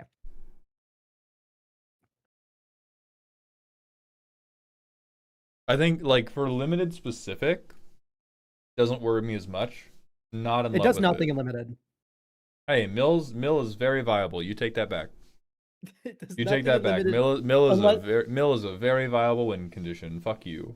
If you see turn 20, then the card's very good. If you're Hell a very yeah. controlling deck. That's what I'm talking about. That's what I'm fucking talking about, baby. Sigil of Power, a 4-mana hybrid Gruul mana rock that adds red or green, or you can tap it to make creatures you control gain firebending 1. Okay, it's a mana rock, but if I have aggravated assault out, I win. Exactly. That's the what this power. card says to me. That's if you zoom in on Sigil of Power, you can actually see that aggravated assault is appearing in the middle there. I think that if we want this to be important and limited, this makes me doubt that many decks will want it because we're ramping too late. Which makes me think like, oh, we need the firebending thing, and so this is meant to go on the top of a like go wide Gruul deck, and then it being a mana rock seems really weird. So like the tension there, it doesn't seem like good tension, it seems like negative tension. All right, next we have Pejman. Half the people I've shown this to said it's too strong, the other half said it's too weak. We have Yoshika, Cursed Corpse, a 4-mana 1/4 zombie with Death Touch. For black and sacrificing another permanent you control, Yoshika gains indestructible until the end of turn. You tap her. Whenever she deals combat damage to a player, create a curse enchantment token attached to that player with if enchanted player would lose life, they lose that much plus X instead, where X is the number of curses attached to that player. This is like kind of totally fine, right? This is crazy normal. What the fuck? I pay 4 mana for my 1/4. Yeah. Maybe with Arena of Glory. Let's go like maximum crazy. So we have Arena of Glory or Lightning Are you Grave. sure? Yeah. What if I was playing it in bracket 3?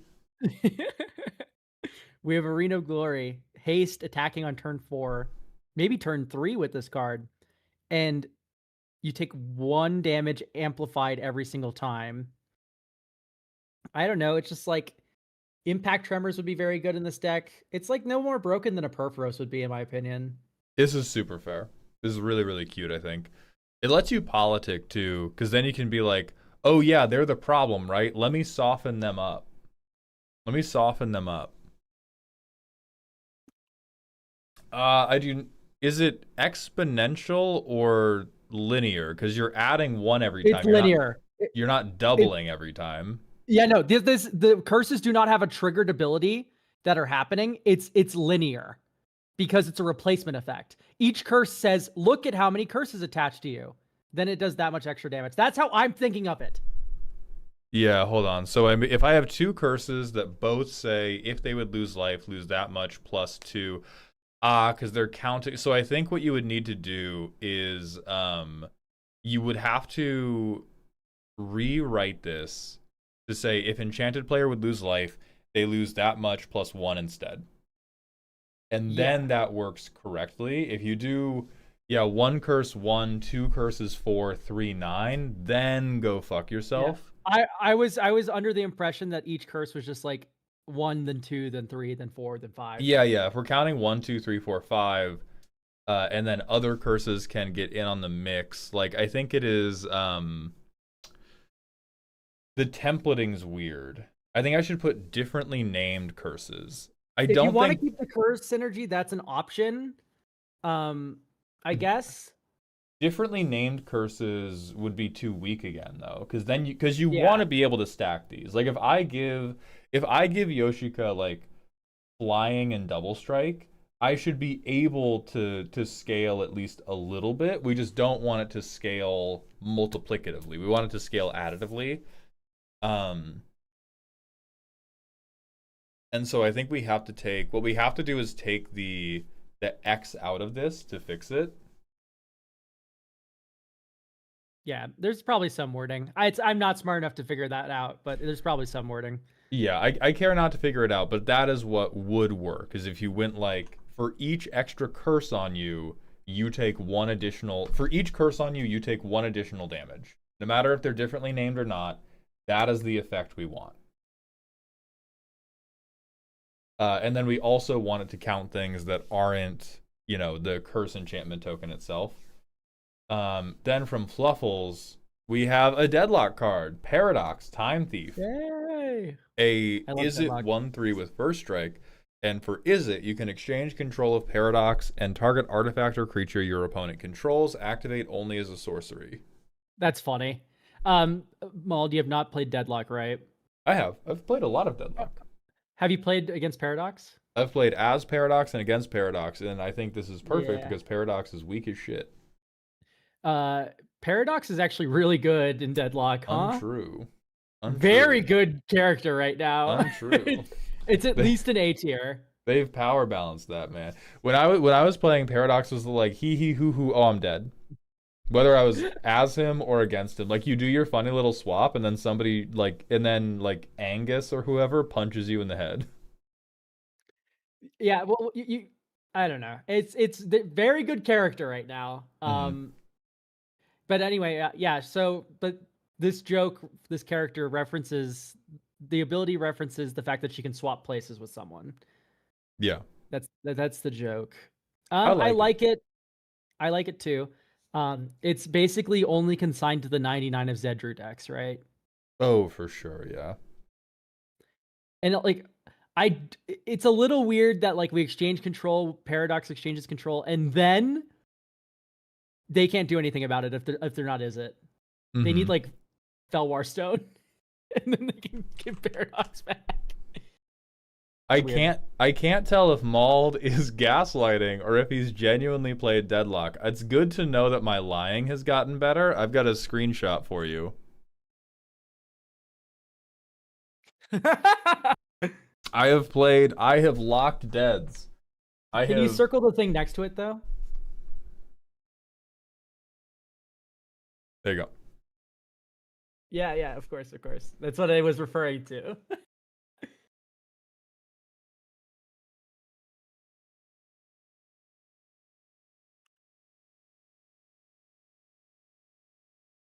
Wow, I haven't played in over a year. Fuck, that game's been out forever, dude. Yeah. So yeah, I haven't played in a long time because basically what happened was I really, really liked it. I could not play it with my friends because they were really bad at it and it made them really, really angry. And I tried one or two streams of it and people weren't watching it then. And so I was like, well, this game's dead to me. Yeah, Street Brawl's fun. That's been a recent addition that's been very good. I'll try Street Brawl because it's listen, if I can get the people to enjoy watching me do it. And I think my friends like it more now because they've gotten better at MOBAs. Yeah. All right. Moving on. Ceremony.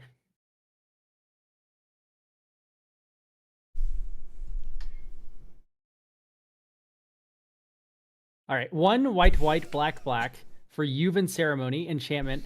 As this enchantment enters, exile a creature card from your graveyard. Whenever a non-token creature you control enters, you may exile it. If you do, create a token that's a copy of a creature card exiled with enchantment. Oh, with this enchantment.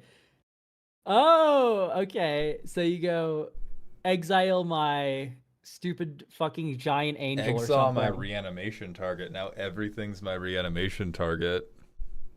God damn. That's kind of fun as fuck. I think that's appropriately costed, and like there's a risk here because if somebody like hits the enchantment, you're just crazy fucked. Yeah, I like that you still get ETBs. Yeah, no, this is just perfect. Great. I love it. I love it. Really, really good. White Bread sending in a card I've seen, so Elk, I'm gonna let you read this because I have to recuse myself. Tell me about Dunsparce. Dunsparce is 2 white blue for a 2/4 legendary creature snake. Ward, gift this creature's controller 2 cards. Already, I'm in pain. Whenever you draw 1 or more cards outside of the draw step, tap target creature you don't control and put that many stun counters on it. This ability triggers only once each turn. At the beginning of combat on your turn, you may pay 6 for red. If you do, transform this creature. So we're Jeskai, but let's look. Dunsparce, extra segmented, flying, hyper drill. Whenever Dunsparce attacks, it deals damage to defending player and target creature they control equal to the number of tapped creatures on the battlefield. Holy shit. So this is just a wheels commander, right? Go 4 mana for this. If they remove it, great. I divination instead, and I tap your shit. But also, you go like Wheel of Fortune, tap like a billion things, or tap something and put like a million year. Yeah, counters on Wheel it. of Fortune is I tap one thing and I put it to sleep forever. I put you in a medically induced coma. If you want to tap a million things, you have to do a bunch of one-off looting. You have to like consider. So it depends if you want to tap down a wide board or just put somebody in a fucking coma. I think this is currently really fucking annoying. Where it's like, oh, I play my looter, I play Dunsparce, hold up counter magic. If you don't do anything to me, I cantrip instead. I've tapped 3 creatures per turn rotation. Oh, it's time to start killing people. Pay 6, flip it, start hitting you. Like, I like that it kills people. I don't like that the fact that the way that it kills people is by fucking putting them in a glacier. Oh, it is triggers only once per turn. So you can never, so at most you can tap 3 creatures a turn rotation. Yeah. That was factored into the mental math there. I don't think that's true. I think you lied. But I agree, it's very, very annoying. Looter. It's like, yeah, I think it's annoying. All right, next we have the Ket Wizard. Herald of Emptiness, a 4-mana colorless commander, an Eldrazi elemental. If Herald of Emptiness is your commander, all spells in your deck with Devoid have the colorless color identity. All right, so flavor text, it works. Sorry, reminder text, it works. Whenever you cast a spell with Devoid, make a 0/1 Eldrazi with tap, add 1 mana of any color. This is this is dead ass. Just I don't like how Eldrazi play right now. Give me my Eldrazi Wattpad commander. This is crazy to me because like, you're not running basics. Yeah, this is. How are you making mana? I'm so confused by how you make the mana. You. Yeah, you could do rocks. You have a couple options, but it seems like mostly I am coping and seething, and I am taking a friendly mulligan until I get a way to make 1 colored pip. With that 1 colored pip, I will cast my first Devoid spell, which will make me a mana dork, which will get me to my next Devoid spell, and then I hope that Devoid spells become good by virtue of me having 80 million mana. Okay, yeah, no, exactly. This is my point. So we've jumped through the hoop of like, we can finally make a colored mana in a colorless deck. Okay, great. Now, what Devoids are worth casting? Yes, that's the list. Yeah, I like that we're trying to make Devoid work. I do not think this is the way to do it. I think having some type of more unique payoff for casting a Devoid spell would be good. I don't know enough about the Devoid cards, but maybe if you can find a commonality between them, because this is really just like, it is Eldrazi ramp, but again. And the saving grace is meant to be that you tell the table before you play, wait. Look at all these draft uncommons I'm playing. Let's move on. All Nicol right. Bolas locked the fuck in. Oh, hell yeah. What the fuck is happening? It's awesome. Nicol Bolas locks the fuck in. A mono black mental zip bomb that is instant speed with spree. For 1 colorless mana, you can free cast a copy of any of the cards pictured here, like Gideon's Defeat that exiles a white creature that's attacking or blocking, or Jace's Defeat that counters a blue spell, or Liliana's Defeat that kills a black creature or planeswalker, or Chandra's Defeat that deals 5 damage to a red creature or planeswalker, or Nissa's Defeat. Oh my god, you get to destroy a forest? I'm in. I'm fucking good. Yeah, and he has the Adderall XR. He's got his fucking like Bose. Oh, he's got the gamer headphones too. Yeah, so all the cards on the right, as far as I'm aware, are real, right? This is for a legacy cube. No, it's not. That the designer is in chat saying that's what it's for. Yeah, but no, it's not. This is for your weird fucking like custom card cube that is legacy power level. But like words have meanings. You can't just say this is my vintage cube and then I draft this. Yeah, I can. I'm gonna lunge across the table. This is not what vintage cube's all about. You know what I mean? Gatewatch? Legacy health cube. Okay, we're there. More like Gatewatch this team kill. Fuck yeah. Banyan treatment centers. What the? Hold on.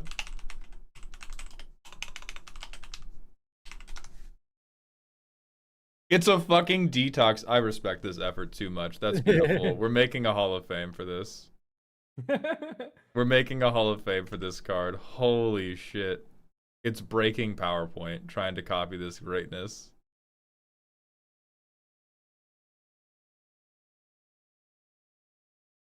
Yeah, ridiculous.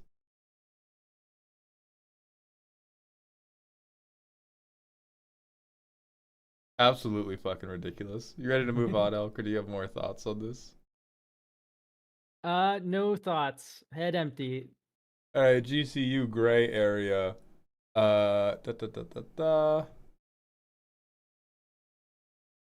Format shrug. Dispersionism, a 6-mana mono blue enchantment. Creatures gain this creature's mana cost 2 colorless. Make a token that's a copy of this creature. Oh, you can't let me have that. This creature's mana cost, comma 2 colon is just the funniest format. We're not supposed to talk about formatting. That's so funny. Reminder text, it works. It's so funny. Oh, that's such beautiful syntaxing. That's the syntaxing of like, listen, man, this is what I want to do. Instead of this parentheses, by the way, you can just say non-token creatures gain. Oh yeah, that's true. You could just do non-token creatures. Anyway, it's 6 mana, and then you have to pay full price for your clone targets. This is totally fine. Oh yeah, give it to me. I love cloning. I love cloning. That's right, great. I love it. But yeah, definitely very weak. Let's move on. We have she cracks what? Janash Case Cracker. I don't know if you guys know this, but she does not look like a cracker. A dumb fucking piss, you absolute child. Go lock in Paige for another game, you piece of shit. Okay, 2 blue black for a 2/5 human detective. When Janash enters, exile the top 3 cards of target opponent's library. Note one of those cards, shuffle the cards in the face down pile, and then an opponent manifests one of them. Okay. When a noted card for Janash is put into an opponent's graveyard for anywhere, draw 2 cards, create 2 treasure tokens, then that player loses 5 life. Holy fuck. So I give you 3 2/2s, and if I can get rid of the right one or all 3 of them, I have a birthday party. Yes. It's interesting. I kind of like these Demir like feed your opponents kind Yeah. of things, and then you like get a benefit for when they explode. It's kind of funny. You shuffle. No. Spike, the shuffling is not back into your deck. It's you take the 3, I pick the name of one of them, and then you mix them up and you put them all face down. So it just means that I don't know ahead of time which of the 3 is mine. It's hat game. And Wait, yeah, no. Also, she has nothing to do with cases, so the name kind of pisses me off. You're trying to track down which of the 3, you're finding a suspect and you're gonna go find him. I'm with it. And she's gonna crack the card. Yeah. Yeah. Fuck you. Lulu, thank you for the $5 super chat. Nickel Bolas Lux the fuck in is in the Hell's Cube. We need in this stream stat. I'm not going to Hell's Cube. Hell no. Also, Twitch chat, get ad breaked. I'm so sorry. Alright, Tangerine. Sorry this was so bad. I didn't expect to win the raffle. It's not a raffle! What the fuck is this? I like this fucking image so much. Small bird. A 1/1 that attacks each turn if able. If it would be destroyed, transform it into punishing bird, an indestructible 5/5 that attacks each turn if able. What I kind of like about this, like unironically, is you can't sacrifice it. Like, so if you spend a kill spell on this, it's 1 in a white and 1 black. Your opponent loses 1 life each turn. Yeah. And unless you spend a kill spell on it, like if like a discard a good card, you don't get the 5/5. I do think 5/5 too big. Yeah, I'm near like 3/3, but then I fucking love it, kind of. Yeah, I think 3/3, and then we're kind of on it. Yeah, Targeting, you kind of cooked. You kind of also, why the fuck doesn't this bird have flying? Because it's punishing. It's not a flying. If it was a flying bird, it would say that. Anyway. All right, next we have Hedgeman. Amiya, Heroic Spirit. So many words, dog. A 4-mana 3/4. At the beginning of the first combat each turn, you may attach an equipment you control to Amiya. If you do, sack it at the beginning of the next end step and draw a card. Whenever you sack an equipment, Amiya deals 2 damage to any target, Noble Phantasm. So if you have the creature, you can discard another card from your hand to cast the Noble Phantasm card. Unlimited Blade works. A 3-mana enchantment with cumulative upkeep of 1. Whenever a non-replica equipment enters, make X tokens that are copies of it, except they are not legendary and are replica in addition to their other types, where X is the number of age counters on this +1. When it leaves the battlefield, sacrifice all replicas you control. I think the moment you said cumulative upkeep, I like hit the golden Freddy pose in real life. Like I was just like, my soul left my body. I felt like I was a corpse. So let's stop forever. I mean it. Extreme prejudice to non-cool cumulative upkeep costs. Stop accumulating immediately. Exactly. I can't fucking take it, man. It's yeah, I do think the mechanical implementation is probably not broken. We get like equipment blitz, and then if I get a lot of age counters on this guy and I can pay the cumulative upkeep, I can make a million swords and then I huck them at you. I actually don't think it's that terrible to play. I think it is just that terrible to read and experience. I need yeah. This sucks. The mental palace cannot contain this one. I do not like it. Get it out of my eyes. Here, no, Elk. I have a picture of the Mind Palace for this card. 1 second. I have it up on stream. This is the Mind Palace for this one. It's Alcatraz's D block. You are going straight to hell. I enter the Mind Palace and say, damn, bitch, I think like this? Exactly. But Hedgeman, if you were with people who hurt in the exact same way you did, I think you could play with this card. Elk is lunging over the table with you.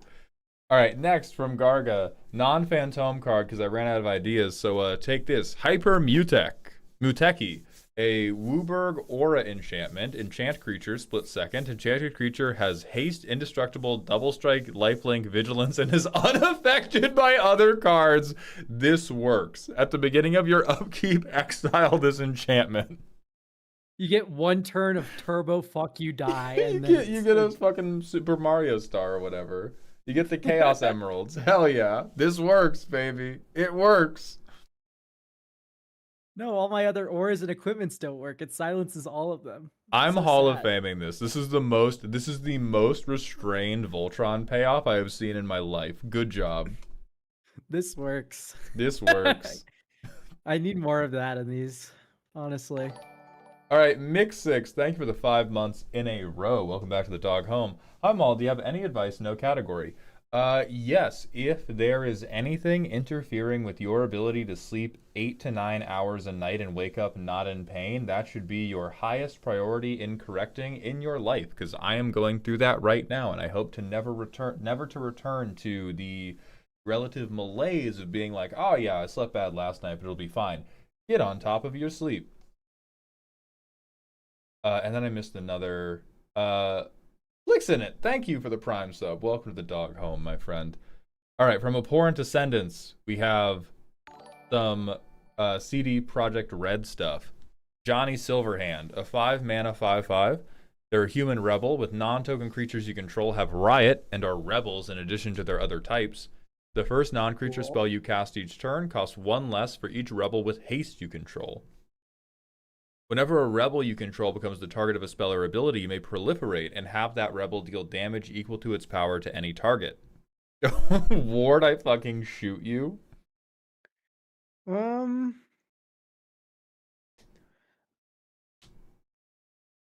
Riot haste is until end of turn, right? It doesn't permanently give that creature haste. Right, I think that's a problem. No, it just permanently keeps haste. Okay. So if you don't grow your creatures, you get faster spells. If you do grow your creatures, they're better protected if they shoot you. Mm-hmm. Okay, this is fine. I like this. Yeah, I'm rocking with that. That's pretty cool.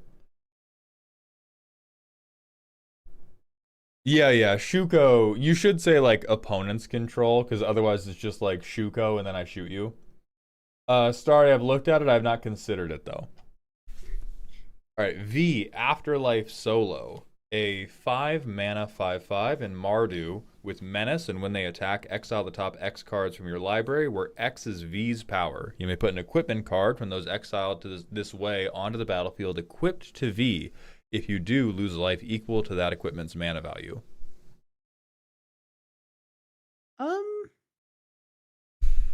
That's fun. Yeah, I think this is okay. I think it's very strong. Yeah. I think that's fine though, because I'm paying 5 mana for it. Yeah, it's definitely in that territory of like Mardu commanders where half the time I never get to play any magic because the table knows I'm angling for a Colossus Hammer. But boy howdy when you get to do it. Holy fuck. When you get to. Yeah.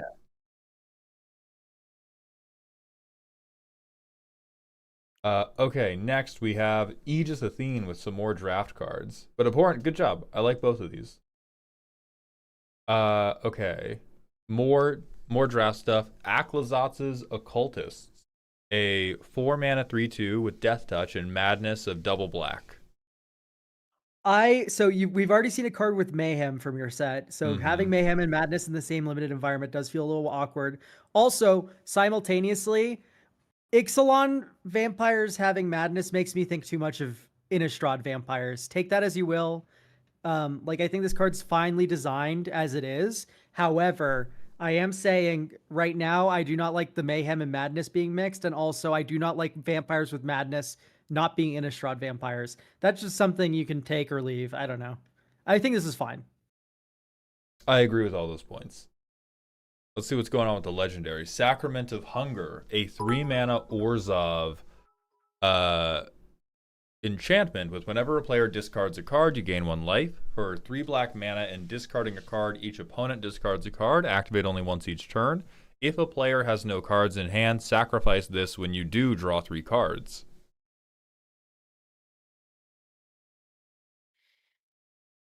I'm kind of working with that. I do like this. I am a Kinda- fan. I like we got the Sothera thing of like when I have done my thing, this is gonna go away and I get a different Godly payoff. top deck. Just utterly like insane top deck. Oh my god, yeah. Oh, I freak out. I top deck this. Aegis, thank you for the 50-bit cheer. Just want it to flash from grave if discarded. Then make it all mayhem. Just put it all together with under 1 keyword. Alright, and then we have not sure if the enchantment should be legendary or rare. I think legendary's fine. I don't think like the name of it necessarily invokes being legendary to me. Name drop Aclazotz or something. Yeah, like Aclazotz's Sacrament or something. I think rare doesn't need to be rare. Yeah. Yeah, probably. All right, next, the Sunken Lodestone, a 3-mana mono blue artifact that is legendary. It's a mythic rare. At the beginning of your upkeep, scry 2. When you draw your 4th card in a turn, you may transform the Sunken Lodestone. All right, and then what thing is on the back that we're never ever going to see? The Undrowned Pillar. Tap, add blue. Each opponent mills 2 cards. Whenever you draw 1 or more cards, untap this. That's Damn. very fun on the backside. Damn. I want to argue for 3rd card in a turn. 4 seems like fucking how, man. Hard. 4 is like hard. I mean, scry 2 on upkeep though. That's actually like I might draft this being like, oh yeah, I never flip it. Who cares? 2/2 blue is my argument, and then it's 3rd card in a turn. Make it 4.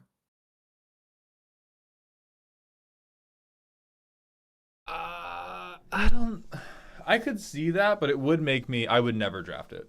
Like as it is, I would draft it and assume that I was never seeing the backside. If everyone's saying brainstorm, you've been rage baited and you're being banned. This is not for Commander. This is for a limited environment that is never being released into Commander. This is a sideboard card for control mirrors. Oh, true. Yeah. If you have a control mirror, you win the game if you flip this. It's like unbeatable. Right. This is Customs Papa Requiem. So if I was drafting and I saw this as is, I would take it and just be like, I'm never flipping it. If we take it to 4 and then it's 3rd, I would feel like, oh, I have to have a way to flip it. So I guess Aegis, it's down to, is there stuff we haven't seen that makes hitting your 4th card in a turn more possible than we currently think it is? Because if there is, then I think you can keep it as it currently is. If there's not, then I would hear out Elk on the go to 4 mana, take it to draw your 3rd card in it. But it's cool. I like it. That backside's juicy. All right, Zyro. Dimir signpost cards for my OG set. That's a lot of words. Moon Shadow Knightomancer, a 3-mana Dimir 2/3. They're a jellyfish warlock. Whenever Am enchantment enters the battlefield under your control, each opponent mills 2 cards. Whenever an opponent gets a poison counter, exile a card from their graveyard. Until end of turn, you may cast the exiled spell by removing 2 poison counters from the opponent in addition to paying its other costs. We're so close. I really do not like We're so close. I like it. You know what you have to do, though? You have to free cast if you take poison counters off. If I have to remove my way of winning the game for the pleasure of then spending 5 mana on your synergy piece, hell no. I don't know. I don't like the idea of remove poison counter to get effect. Because it's like, you're kind of like nullifying what the poison counter's there to do. I agree with that. I agree with that spiritually. I think it is bad, and they should not like. It is a bad idea to ever inject like a proactive game plan that wants to be like removing poison counters for a good thing, because they're supposed to be inevitable. They're not supposed to be like, oh, this is my 18 millionth way of accruing value. But if you were to print it anyway, make it remove 2 poison counters, and I get to fucking free cast. Poison counters are good. Yeah, That is, poison counters aren't energy. I really like that way of putting it. yeah. Yeah, so it probably does just die. Alright, next one. Lunazoan Conscription, a 5-mana jellyfish aura enchanted creature. You control it. It has base power and toughness 2/2, has toxic 2, and is a jellyfish. It's a very strong card, and it's also just fine. Yeah. I assumed that a free cast would be too strong. Free casting is very strong. You are massively underrating what poison counters should be. Like, we have to weigh it against, if I have 2 poison counters on you, that is you 20% dead. If I am to cast a spell, like a random spell from your graveyard that won't help me as much as it helps you, and I remove 20% of having you killed instead of casting like Proliferate or trying to hit you with another Inflect Flyer, that has to be really, really, really, really good. Like, poison's just relatively weak, is the thing. Like, we should not be slowing it down anymore. Yeah, I agree completely. If I ever see a custom card, holy shit, the mysterious Mr. MR. Mhm. Anyway, if I ever see a custom card that says remove 4 commander damage from a player as a cost, I'm going to lose my goddamn mind. Evil fucked up card. What are your thoughts on Aerith? She's cute. She's pretty basic, but if you like lifelink. What got y'all so into reviewing customs? The people screamed for it and waved money at us, and we're not made of stone. Yeah. We're not made of stone, Brandon. I was about to say money. If if my Ko-Fi commission section was popping like this for us to play Deadlock, guess what? We'd be way into Deadlock. We'd be so into Deadlock. I think there's 2 more cards. Okay. So we have Conjure from the Maelstrom from the dock, an X Is It hybrid card. It's sorcery speed. Reveal the top X+1 cards of your library. You may play a card with mana value X or less from among them without paying its mana cost. Put the rest on the bottom of your library in a random order. I brainstorm Living End to the top of my library and cast this for 1 mana. Cast Living End for free. Hypergenesis. Insert your broken Cascade card of choice here. Oh, yeah. You put in parentheses, this cannot cast a spell with Suspend. Yeah, I see what you're trying to do, and it's going to just be used to cheat. Yeah. If you don't use it to cheat, nice. So please put in parentheses, if you attempt to cast a spell with Suspend this way, you take 40 damage. It's a really good spell seeker target. This is also a Micromancer target. Just the thought. All right, last but not least, we have Lulu's Whelp of Untold Tales. I love a baby dragon. A red 2/2 with kicker XX flying. If it was kicked, it enters with X+1/+1 counters. When this creature enters, if it was kicked, discover X. Do this X times. Fucking. Yeah, this is awesome. No. So you mana geyser. And then you go like X's 4 would be how much mana? 10? Yeah. And you discover 4 times for 10 mana. That's cool. You get a 6/6 and you discover 4 times. Wowza. Fucking wowza. 2 would be 6 mana. Yeah, I think that's not broken. It's very funny though. Yeah, I think I'd rather have a Carnosaur like most of the time. Oh yeah. But he cute. I think you could print it, unfortunately. It's fine as is, yeah.